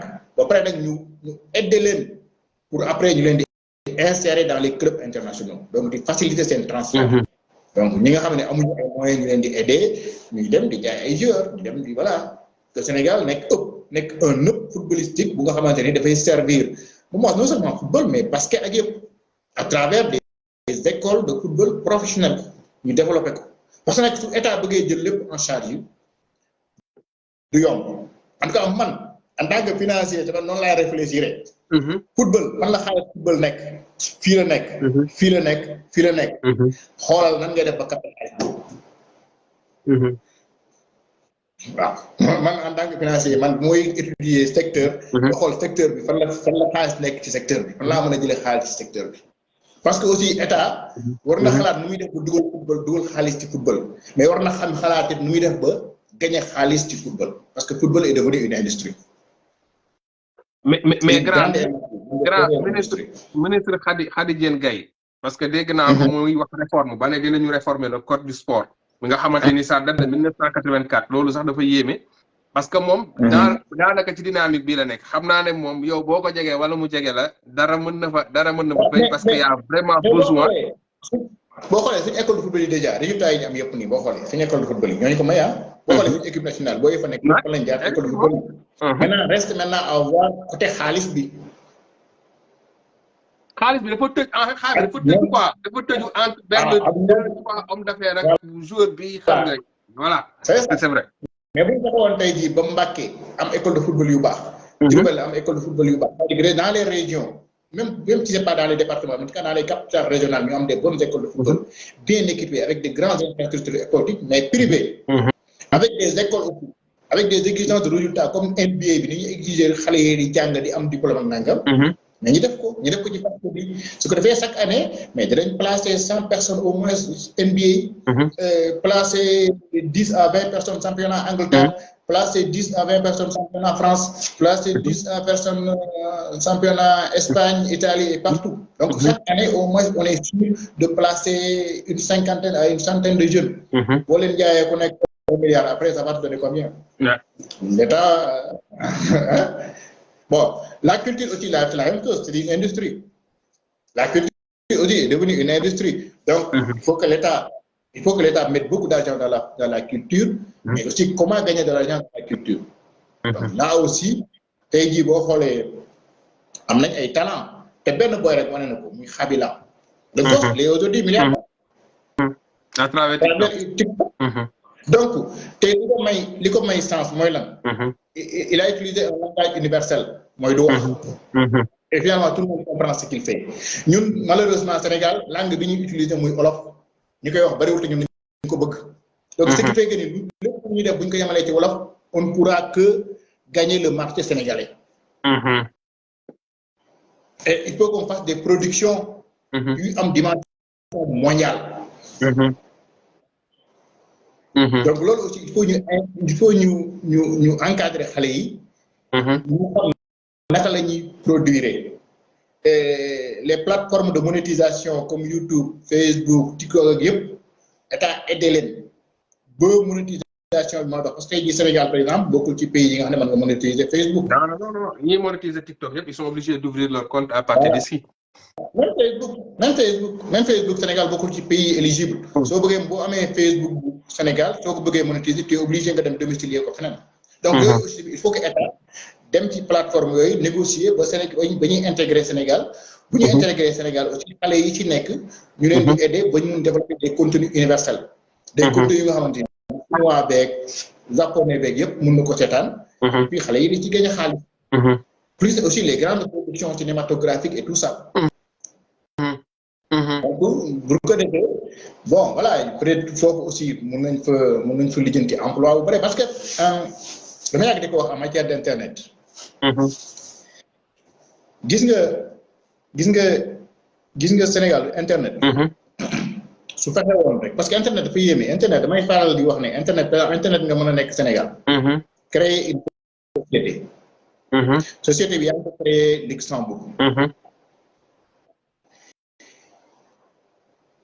clientèle bi nga am c'est-à-dire que ñi utiliser sa internet ñi ngi États-Unis say serveur ñi ngi France personnel bi nga am ñuy liggéey ña nga Chine yow yaa ngi sa kawlal Sénégal donc et loolu dama yàgg wax ne état wu Sénégal dafa war a fexe ba la domiciliation des sociétés sur internet Sénégal gagné ce marché là mais loolu day dugg dans le cadre du numérique bi nga xam Aliou Sall moom moo ko yor le ministre des télécommunications voilà waaw mais numérique ak l'économie parce que day am ay incidence fiscale ak la facilité de création des entreprises c'est-à-dire que tey jii Sénégal bu taxawoon ba même le Gambien su bëggee créer une société Sénégal à travers internet mu mën a créer sa société au Sénégal dem ci guichet bi quoi ok non internet typiquement c'est-à-dire que quand tu veux créer une société sur internet tu peux être en Gambie tu crées ta société au Sénégal comprendre impôts yi parce que là c'est des sociétés ce qu'on appelle des sociétés franches d'exportation parce que c'est pas des sociétés xam nga boo xoolee des sociétés franches d'exportation tey jii boo ñëwoon nga ne man Sénégal damay créer usine montre bi montre yi dama ko jaayee Sénégal dama koy exporter mu dem bon kooku Sénégal comme que yow da nga baax rek pour ñëw créer société li nga war a fay ci impôt du bari. parce que loolu c'est les entreprises d'exportation. parce que yow da nga baax rek créer société moom nga bañ a créer. parce que sa clientèle du Sénégal. donc da nga ñëw créer fi ay emploi nii rek. nga mën ko fi bañ a créer. donc société internet boo exporter da ngay créer aussi ay devises normalement non seulement tu crées de l'emploi mais voilà. donc société internet yi c'est des sociétés franches d'exportation là pour la plupart. donc kooku nga mën ko créer à partir d'un clic. sur internet. tu as ta société, tu as ton INEA, tu as tout. domicilié au Sénégal nga xam ne yow tey boo amoon publicité Google war la fay publicité compte bancaire bi nekk Sénégal la koy fayee mais doo ci fay impôt tu n'auras pas peur parce que bu ñëwee ba Sénégal duñu la ci topp ay impôts yi bu ñu la ci topp dara donc ce qui fait quoi ce qui fait que à travers le monde entier on pourra domicilier par an des millions d'entreprises au Sénégal. ça veut dire que man fi ma toog nii je peux créer une entreprise fi ma toog nii sama kër. une entreprise sénégalaise sans pour autant may def déplacement wala peut-être yenn paparazzi quoi. voilà si tu estimes qu'il y a des services que tu peux offrir sur internet. te dina wàññi corruption bi aussi grand. mais effectivement te après entreprise yooyu yëpp après lan la dafay développer après tous les services aux entreprises. notaires yi comptables yi ak yëpp toutes ces entreprises là après ils auront besoin de quelques voilà ils leen gérer seen comptabilité yenn yi bon tous les entreprises ne pourront pas marcher mais il y a des entreprises qui vont marcher. effectivement. et ñooñu ñëpp aussi ils seront rémunérés et ça va développer l'emploi. su ko defee li ñuy fay ci impôt du bari. mën ngeen bañ a fay lu impôt une entreprise boo créé sur internet mën na am un chiffre d'affaires de 100 millions mais à la fin du mois il te paye peut-être 500 000 ou 1 million ça ne te coûte rien parce que yow xaalis bi yow client bi moom yëpp ñu ngi à travers le monde. ça ne te coûte rien loo fa am et léegi nag après il y aura d'autres entreprises de services qui vont se développer. qui vont se développer comme dans les paradis fiscaux. Ñi nga xamante ne après ils vont rendre service à ces entreprises-là pour la facturation, pour la gestion de la relation client, notaire yi. même la gestion des loolu yëpp dañ ko yooyu yëpp ça arrive bon c'est ce qu'on voit ici un peu partout noonu la demee. voilà donc et là parce que aussi il faut que l'industrie numérique Sénégal mën ci profité mais mën ci profité pas mu yemale ko ci Sénégal xool Sénégal naka lay position nekk un hub numérique bu nga xamante ni bon bu dee c'est vrai bu dee ci affaire u data center yi ak yooyu c'est très compliqué. parce que là il y a des histoires de sécurité. y a un truc bu régime bi créé woon au niveau de Diamniadio lu jëm ci wàllu xaw ma xam nga yooyu en fait yooyu c'est très compliqué pour l'Afrique. parce que c'est les histoires de sécurité informatique et tout ça donc gars yi duñu wóolu trop Afrique parce que dañu jàpp ne sécurité bi y a des failles et tout ça. c'était même pas la priorité. voilà duñ jël seen i données ñu naan dañ koy denc. xam nga je sais pas duñ wóoluwuñ trop Afrique ci côté boobu quoi bon bien que Sénégal mën na ci peut-être investir mais je ne pense pas trop gars yi en termes de serveur là ñu ñëw naan Sénégal dañuy louer ay serveurs Sénégal quoi je ne le pense pas trop. mais par contre nit ñi mën nañ créer seen entreprise utiliser le système bancaire sénégalais tey jii bu la Google war a fay la Sénégal doo am problème pour xaalis boobu nga utiliser ko Sénégal parce que après impôt yi nga ci fay du bari donc il y aura une traçabilité il y aura une transparence donc même boo nekkee France am foofu sa benn site internet xam nga ni impôt France dafa diis donc au lieu que domicilier sa entreprise France nga domicilier ko Sénégal. yi la koy gérer au lieu que ñu nekk France ñu nekk Sénégal parce que le travail se fait en ligne.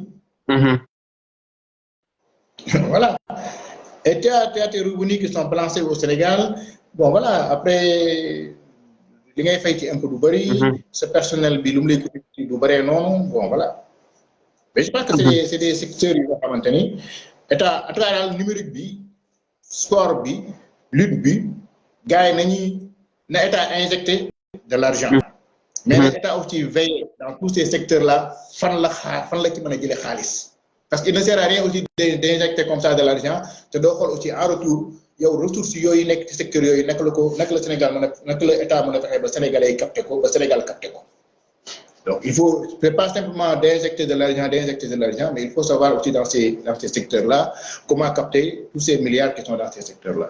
Et aider les Sénégalais à éviter un peu qu'on reste dans ce truc d'une croissance extravertie qui profite bien. Mais grand dama bëgg ñu ñëw ci agriculture on a vu que le gars bi ñu ko jox c'est plus ou moins un agro-business. Alors qu'on a vu que sur notre programme, nous, l'agriculture, le secteur central, c'est un modèle économique.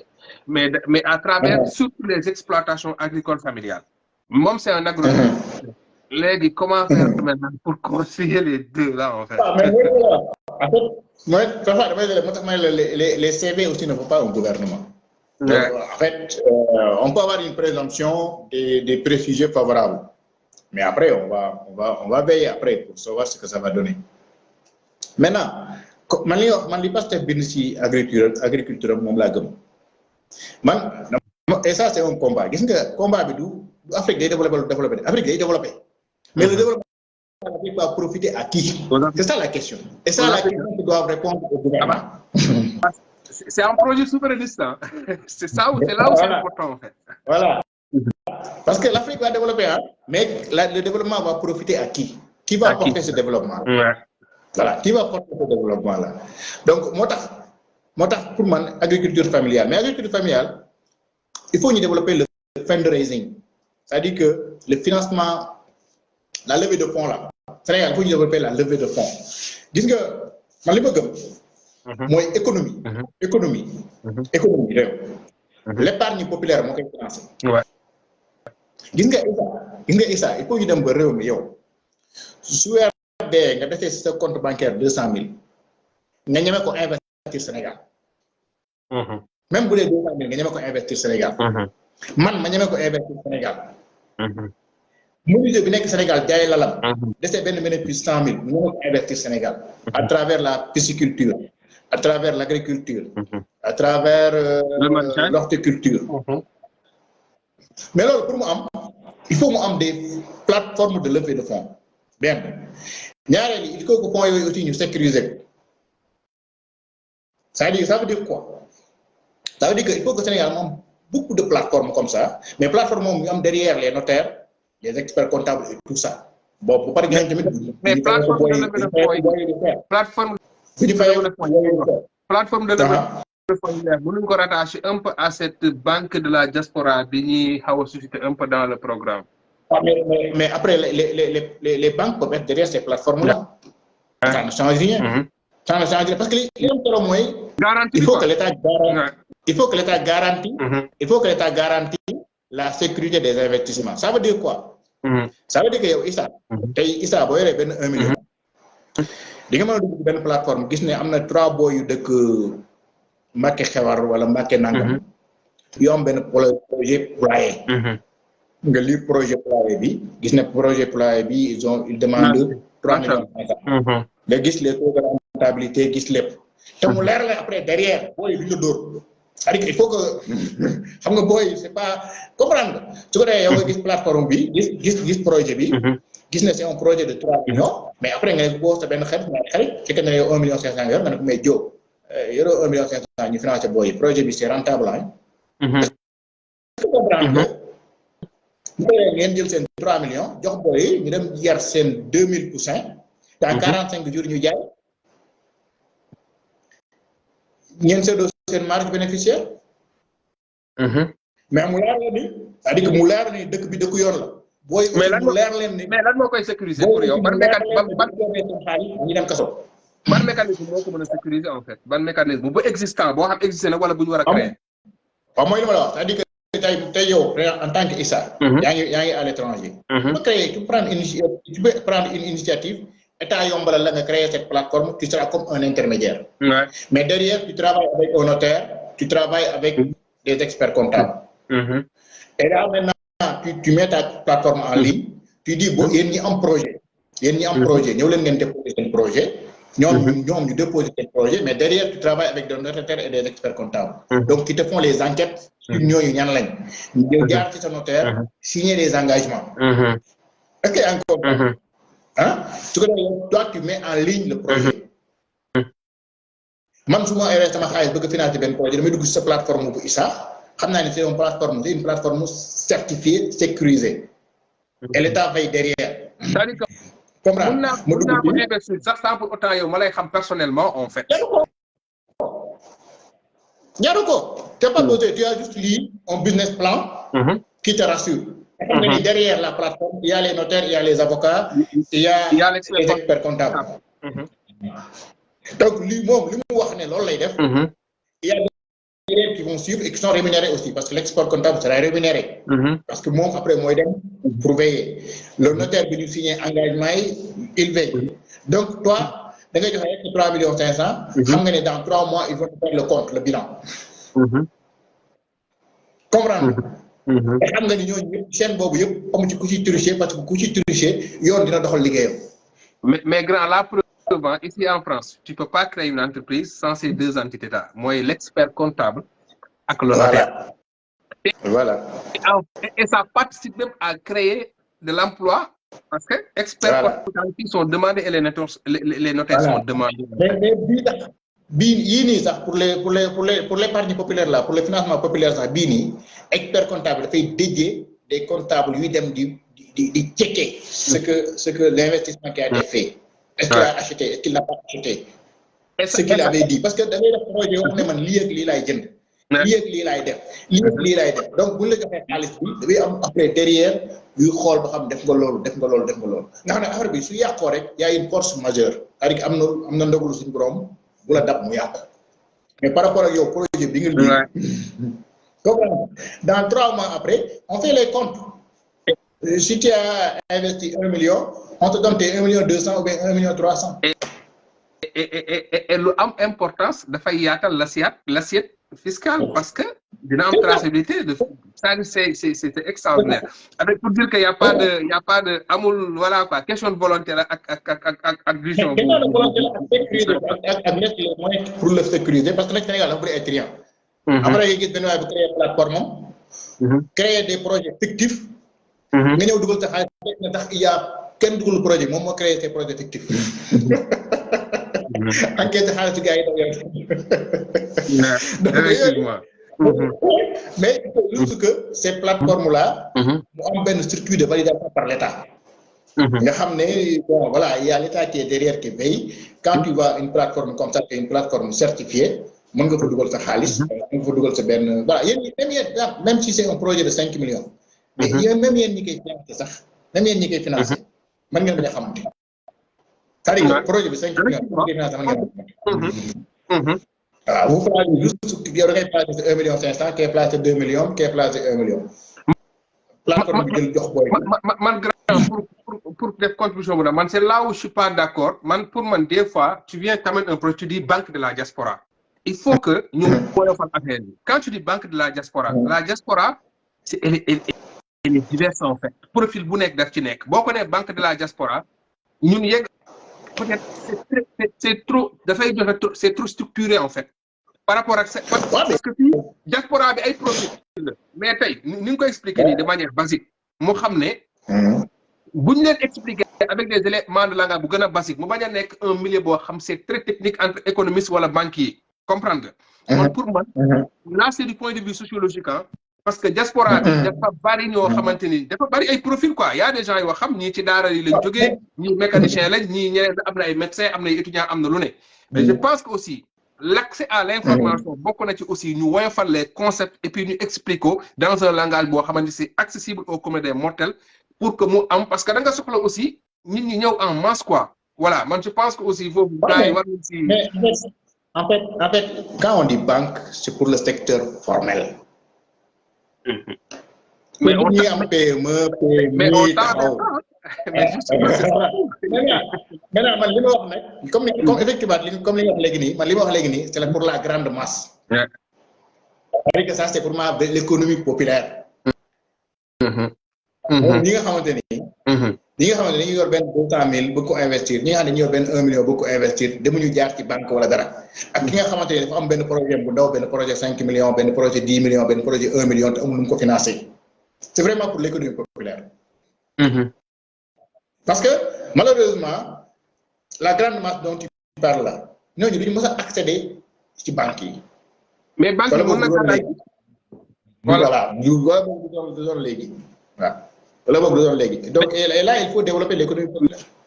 merci beaucoup mais grand xam naa économie dañuy génn parce que man bu ma teeloon xam loolu si yow dañuy jël benn laaj spécial boo xam on va parler de l'économie parce que Sénégal on a toujours eu ce problème là un modèle économique tous les régimes qui sont passés par là amul benn modèle économique ça part dans tous les sens ils t'amènent un projet ils te disent même pas comment financer ce projet là mais dañuy gaaw ñu terminer comme ça ma libéral parce que pratiquement def nañ une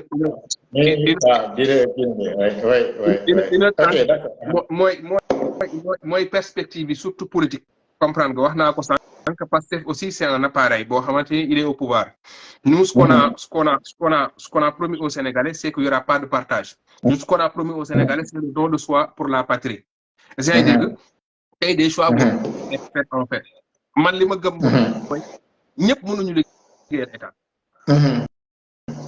maintenant il y aura un arbitrage qui va être fait en fait tey dans le gouvernement de 25 ministres il y a la présence de Pastef maintenant est-ce que Pastef dafa war a tëju ci fi ñu ko am na ñoom dañu ko bëgg a tëj ci ay principe comme quoi ñu falu may jël samay nit di leen jox ay poste parce que aussi boo àndeek ay nit ngeen gagné il faut nga gouverner ak ñoom bu fekkee ne compétence mi ngi fa wala Pastef dafa war a sëgg rek teg ko ci compétence en sachant que am na ay échéances électorales yoo xam ñu ngi ñëw et que dafa soxla kii bi tey le régime en place naka la war a mën a defee arbitrage yooyu doonu pour les perspectives yi ñëw quoi ak peut-être joute électorale yi ñëw du suba suñu kan bon pour man d'abord c'est des pièges à éviter premier piège bi pour man moo aussi nga falu bu pare naan non man bi mu ñëw ci ministère bi changé wu ma fa kenn changé wu ma fa nangam je pense que ça c'est un piège à éviter pas entrer dans ces démagogies là de changer wu ma kii changer wu ma kaa changer wu ma kële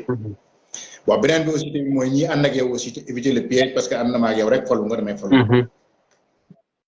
donc ça je pense que c'est un piège c'est aussi un piège à éviter bon pour le reste nag ku am compétence pour liggéey bëgg a liggéey mais buñ la joxee nga liggéey parce que aussi les gens qui sont au niveau de Pastef je pense que aussi ils ne sont pas battus pour avoir le pouvoir et laisser les autres l'exercer aussi parce que les gens qui sont membres de Pastef ils se sont battus aussi pour exercer le pouvoir donc loolu aussi bon voilà donc je pense que ceux qui ont les compétences pour servir leur pays s'ils veulent servir leur pays il y a rien qui les empêche d'autant plus que maintenant servir son pays tu peux le faire de plusieurs façons différentes parce que ñi am ay projet mën nañu monter seeni projet jéem a lijjanti financement ñi nga xamante ne peut-être dem toog ci bureau moo leen intéressé fekkente ne am na bureau yu ñu toog ñu dem toog fa fekkente ni mën nañ ko mais l'essentiel mooy aussi boo fa toogee du question da nga fa toog rek parce que Pastef nga bokk donc boo fa toogee aussi nga prouver say compétences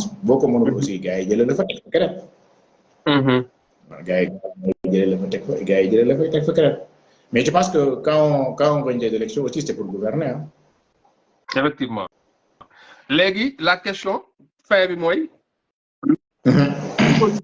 opposition pour le nouveau régime en place bon opposition moom Macky Sall moo bëgg ñëwaat xam naa nag dina ko jaaxal nu muy fu muy jaar ba ñëwaat waaw xam naa Macky moom xam naa ni jàpp na ni peut-être gars yi duñ dem parce que bon voilà duñ dem xam naa jàpp na ni gars yi duñ dem donc maintenant fan lay jaar rek fu mu lu muy waxaat ak Sénégalais li muy loolu bon pour le reste aussi après pour le moment moom début de mandat moom opposition dafay jaaxle kooku moom c'est du Pastef kese du ñii kese depuis 2000 2012 parce que depuis début mandat doo am matière en réalité doo am matière bon soo teelee radicalisé wu di wax aussi Sénégalais yi da leen di soof parce que Sénégalais yi aussi dañu nekk nit ñuy dem ak seen xel c'est-à-dire que tey jii même bu pouvoir bi defee erreur du question ñoom nangu wuñ ne pouvoir bi def na erreur mais dañuy jàpp ne loolu normal la quoi yaa ngi soog a jël pouvoir donc mun nga def erreur c'est que Sénégal en fait homme politique yu bëri loolu moo leen nax ci Sénégalais yi quoi c'est-à-dire que Sénégalais yi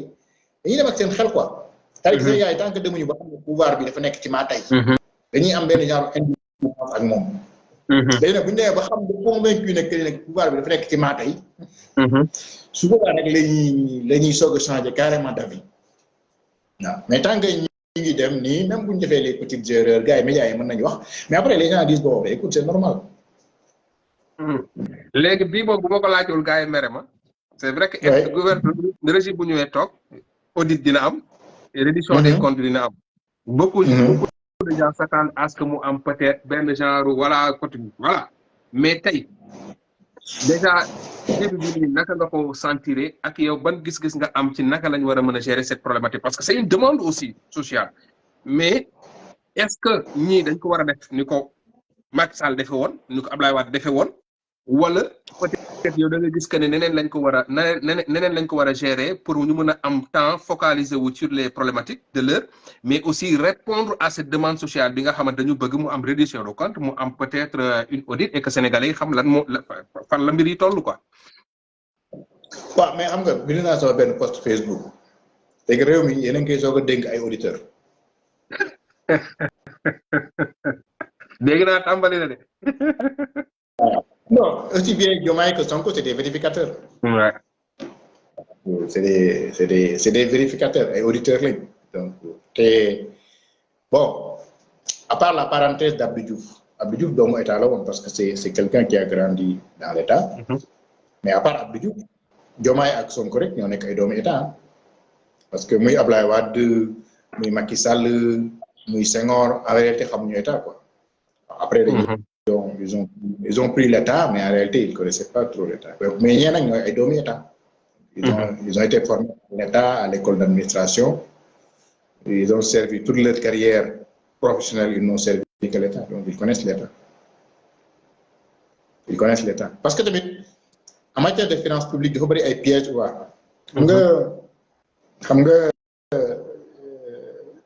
Les crédits, là, les ordinateurs et les administrateurs de crédit, les comptables publics, il faut avoir des pièges, quoi.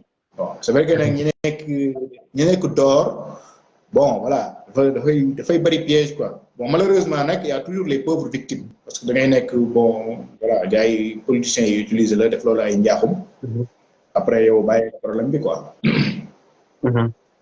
mais quand même je pense que sur ce plan-là ils vont faire le nécessaire mais li am solo je pense déjà il y a les rapports qui sont là. Ouais. Du traitement parce que li am solo aussi mooy récupérer xaalis yi quoi. Je pense que là ils vont faire le nécessaire pour récupérer xaalis yi. Mais comment éviter le piège politique que ñi politiser ko parce que déjà on a vu par exemple ku mel ni Mame Mbaye Niang par exemple moom ñëw na déjà sur le terrain politique comprendre nga avec peut-être. mais Mame Mbaye Niang c'est un dossier à part.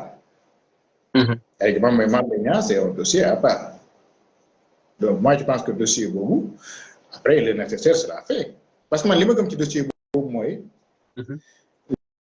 c'est mon intime conviction. Ils ont fait ce qu'on appelle une destruction de preuves. Maintenant, un crime n'est jamais parfait.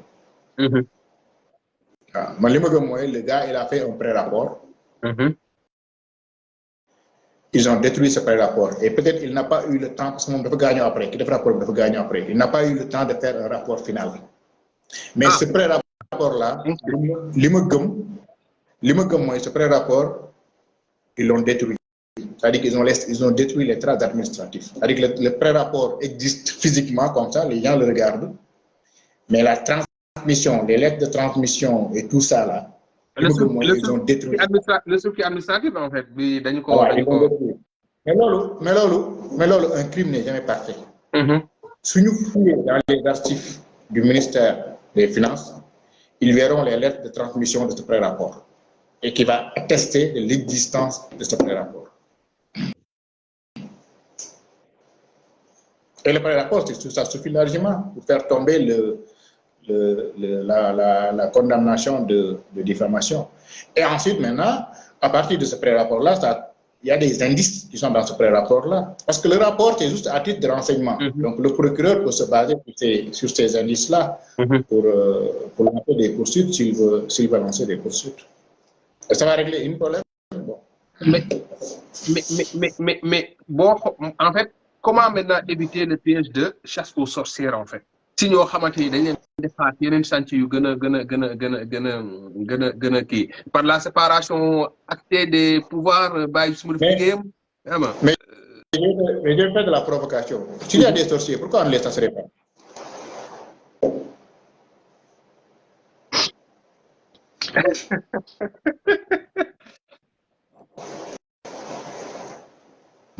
mais grand dëkk boo xamante ne nii c'est-à-dire dëkk bi yow xam nga li may wax dëkk bi dafa doy waar quoi tey on a vu un Birame Souleye Diop un ministre Birame Souleye Diop qui dit que par exemple ministre yi duñu fi nekk di pasare xaalis bi mbër yi jóg lamb ji jóg ñu wax ba guerre. mais Birame a été maladroit quand même. C'est-à-dire que et puis c'est pas la fin du monde, il a été maladroit, mais après c'est pas la fin du monde, hein. Il a été maladroit parce que en fait dafa am yoo xam ne jarul wax quoi. Pour man am na yoo xam ne jarul wax quoi. Tu le fais. Voilà jarul wax. xam nga aussi tamit Sénégal gis nga Sénégal dafa faut nga xam la culture sénégalaise. Gis nga Sénégal am na loo xam ne nit du ko waxal boppam. Gis nga c'est pas pour rien ñun ñëpp ñu am ay bon ñi nekk ay géer am ay géew la juddu par exemple. parce que am na loo xam ne géer du ko waxal boppam. nit du ko waxal boppam parce que soo ko waxalee si bopp du neex si dégg-dégg.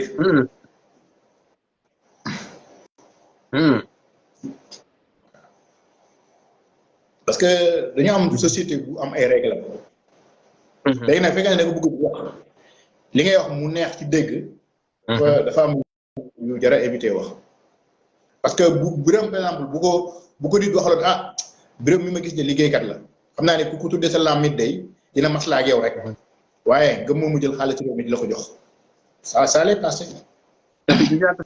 C'était ancré dans la tête des Sénégalais que patriote nii la ñuy fonctionner quoi mais en fait le fait que tey ñu. mais jarul wax naan man du ma maye parce que du ma maye dafa diis quoi. du ma maye dafa diis.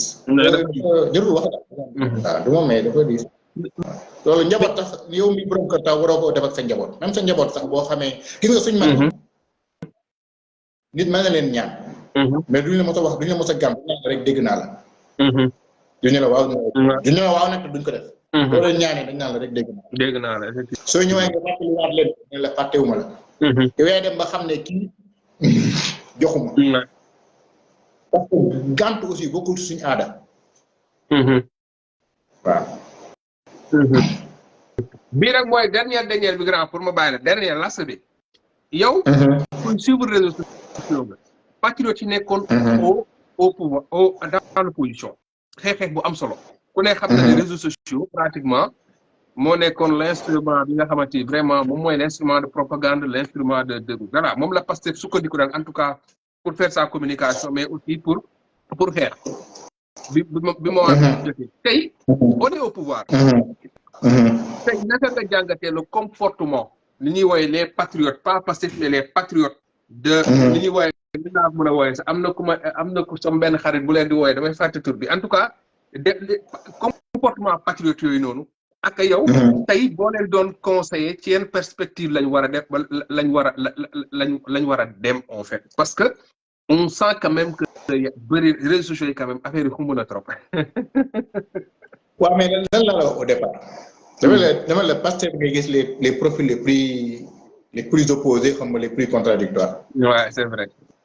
Bon beneen bi je sais pas est-ce que je peux me permettre de conseiller qui que ce soit. En tant qu'observateur quoi. En tant qu'observateur.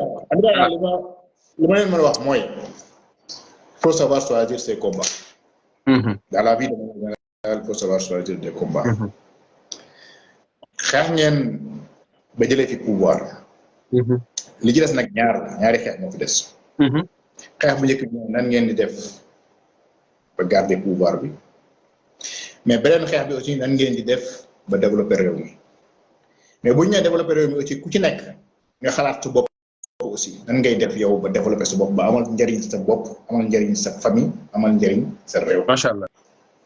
donc ñi amul métier nañ dem wuti métier ñi am métier te amuñu liggéey nañ góorgóorlu am liggéey fu ñu mën a déposer ñu déposer fa suñu mënee am projet bu ñu bind. am financement ñu def ko. ñi am liggéey nañ jéem a xool lu gën a doxal seen liggéey. parce que nag comme ni ma ko waxee c'est-à-dire que le combat du développement doit être gagné te wax bi du comme ni ma ko waxee man je le crois problème bi du Afrique dina développé wala du développé wu. mais Afrique buy développé wu ñenn ñooy porter le développement pas profiter à qui. waaw comme nag je pense que ni nag ñaar yooyu bu la occupé doo am trop jot yeneen jot yi quoi. tey Parce que patriote les histoires de règlement de compte, les histoires de règlement de compte et tout ça, quand tu es vraiment très occupé, doo am temps boobu quoi. patriote bi lan la war a éviter le patriote le Pastef lan la war a éviter tey. est-ce que am naa prétention boobu. non observateur nga grand dans l'analyse rek quoi c'est-à-dire dans l'analyse politique. politique. xam nga tamit Facebook parfois li tax Facebook graaw mooy. gars yi tamit parfois dañuy ruube. parfois nga gis Facebook gars yi bind nga yaakaar ne li fekk li ñuy bind yëpp dara tafu leen ci dañuy ruube rek xam nga tamit. non bàyyi question bu jàll léegi. waaw lan moo en fait grand naka nga réussir ba percer patriote yi en fait yow bu la neexee nga toog fi wax lu la neex Ousmane Sonko en fait qu'est-ce lan mooy secret bi ma bàyyi la nga tëjee loolu quoi nga tàggatoo gars yi. man. parce que man xam naa ne gars yi taliban yi nga yow seen gars yi nga bizarrement te yow kenn nga ci ma loolu ma jaaxal yow mën nga lu la neex. non pourtant non en fait man. J'essaie de m'appliquer li ma gëm. kon dafa am ñaari yoon dama si gëm. benn bi politique. politique. dafay nekk passion ci man. macha allah. mais bu ma sa nekk astafurlah ñaanu ma ko yàlla. bu ma sa nekk sama source de revenu. ndeysaan. kooku ñaanu ma ko yàlla. c'est-à-dire que je ne souhaite jamais que la politique soit vraiment ma source de revenu. kooku moom ñaanu ma ko yàlla. ndeysaan. loolu nag après da ngay garder sa indépendance rek li ngay wax nga wax ko te yàlla tax après le reste c'est pas ton problème. ndeysaan. ma baax nga toogatoo grand. waxtaan bi neex na am na solo. ok je vous en prie. jaajëf. kontaan naa. jaajëf Issa. Ça a été un plaisir. On a développé beaucoup de choses et voilà xam naa peut-être on aura d'autres occasions dinañ def ci yeneen plateforme yu gën a ñu ngi ciy travailler pour que vraiment ñu dugg ci benn phase boo xam on aura toujours besoin de vos idées ñu ngi lay gërëm di la sant parce que aussi c'est une révolution collective te yow am na position yu courageuse yoo ci jël en tant qu'intellectuel surtout décomplexé surtout jël sa courage à deux mais loolu du question de nekk parti ou quoi que ce soit en tant que sénégalais yéen dañuy fier ci yéen muy yow muy docteur Khadim Bamba Diagne Kulim Dioum ak tous ces intellectuels là à un moment ont pris le responsable pris leur courage en deux mais xeex pour le Sénégal et loolu c'est hyper important péete dëgg nangu ko wax te assumer ko en tout cas ñu ngi lay ziar bu baax grand ça a été un plaisir waxtaan ak yéen di la ñaanal jàmm ju bari merci beaucoup kontaan jërëjëf merci beaucoup ok jàmm xewal jaajëf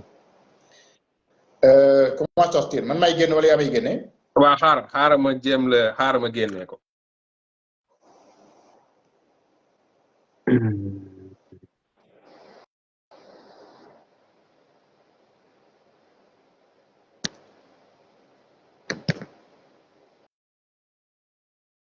donc voilà kooku moo doon grand Sadikh Diop gars yi man je vais essayer de rester dans cette dynamique page bi nag c'est très problématique gars yi dañu koy signaler comme pas possible mais bon dañ ko restreindre mais dee leen jàpp rek ci partage bi pour que ñu dem vers l'essentiel en fait man loolu laa gëm en fait yaa ngi dégg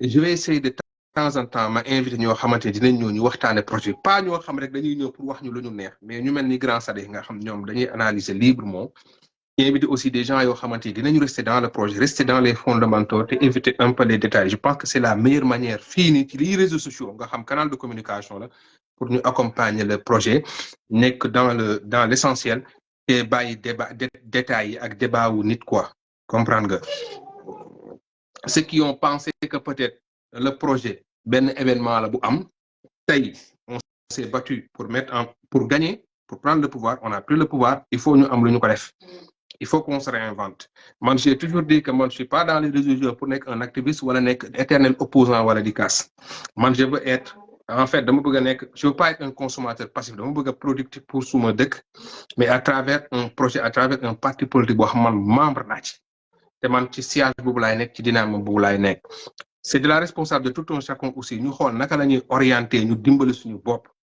le président Ousmane Sonko def na li mu war a def Jean Baptiste Diomaye mi ngi def li mu war a def ñun suñu responsabilité mooy projet bi en tout cas je parle aux militants et sympathisants du projet foofu la ñu war a nekk quoi on a un rôle à jouer, un rôle déterminant à jouer, à accompagner, protéger, sécuriser ce projet-là. Et la meilleure façon de le faire, c'est de rester dedans, jukki ko faram-fàcce ko waxtaane ko s'il y a besoin de défendre, répondre aussi, ñu def ko avec beaucoup de responsabilité et puis ñu éviter les débats là sur des personnes jugement diw baax na diw bonul kii moo def maa fi jiitu maa fi njëkk diaspora bi nii kii wàccu si terrain kii nangam fii ku ci nekk xam nga li nga def ku ci nekk xam nga ne loolu jàll na ku nekk li nga waroon def nga ko loolu jàll na nañu sant yàlla ki def benn ki def ñaar ki def fukk mu ñam xëy na kële fukkam bi lu mu bari kii benn bi moom moo lijjanti lépp fii ku ci nekk en certain moment t'as été un capital social boo xamante am na loo apporté pour projet bi dox nañ ko considérer noonu en fait comprendre nga ku nekk ci li nga war a nekk que ñu bàyyi tout un chacun mu am ay objectifs personnels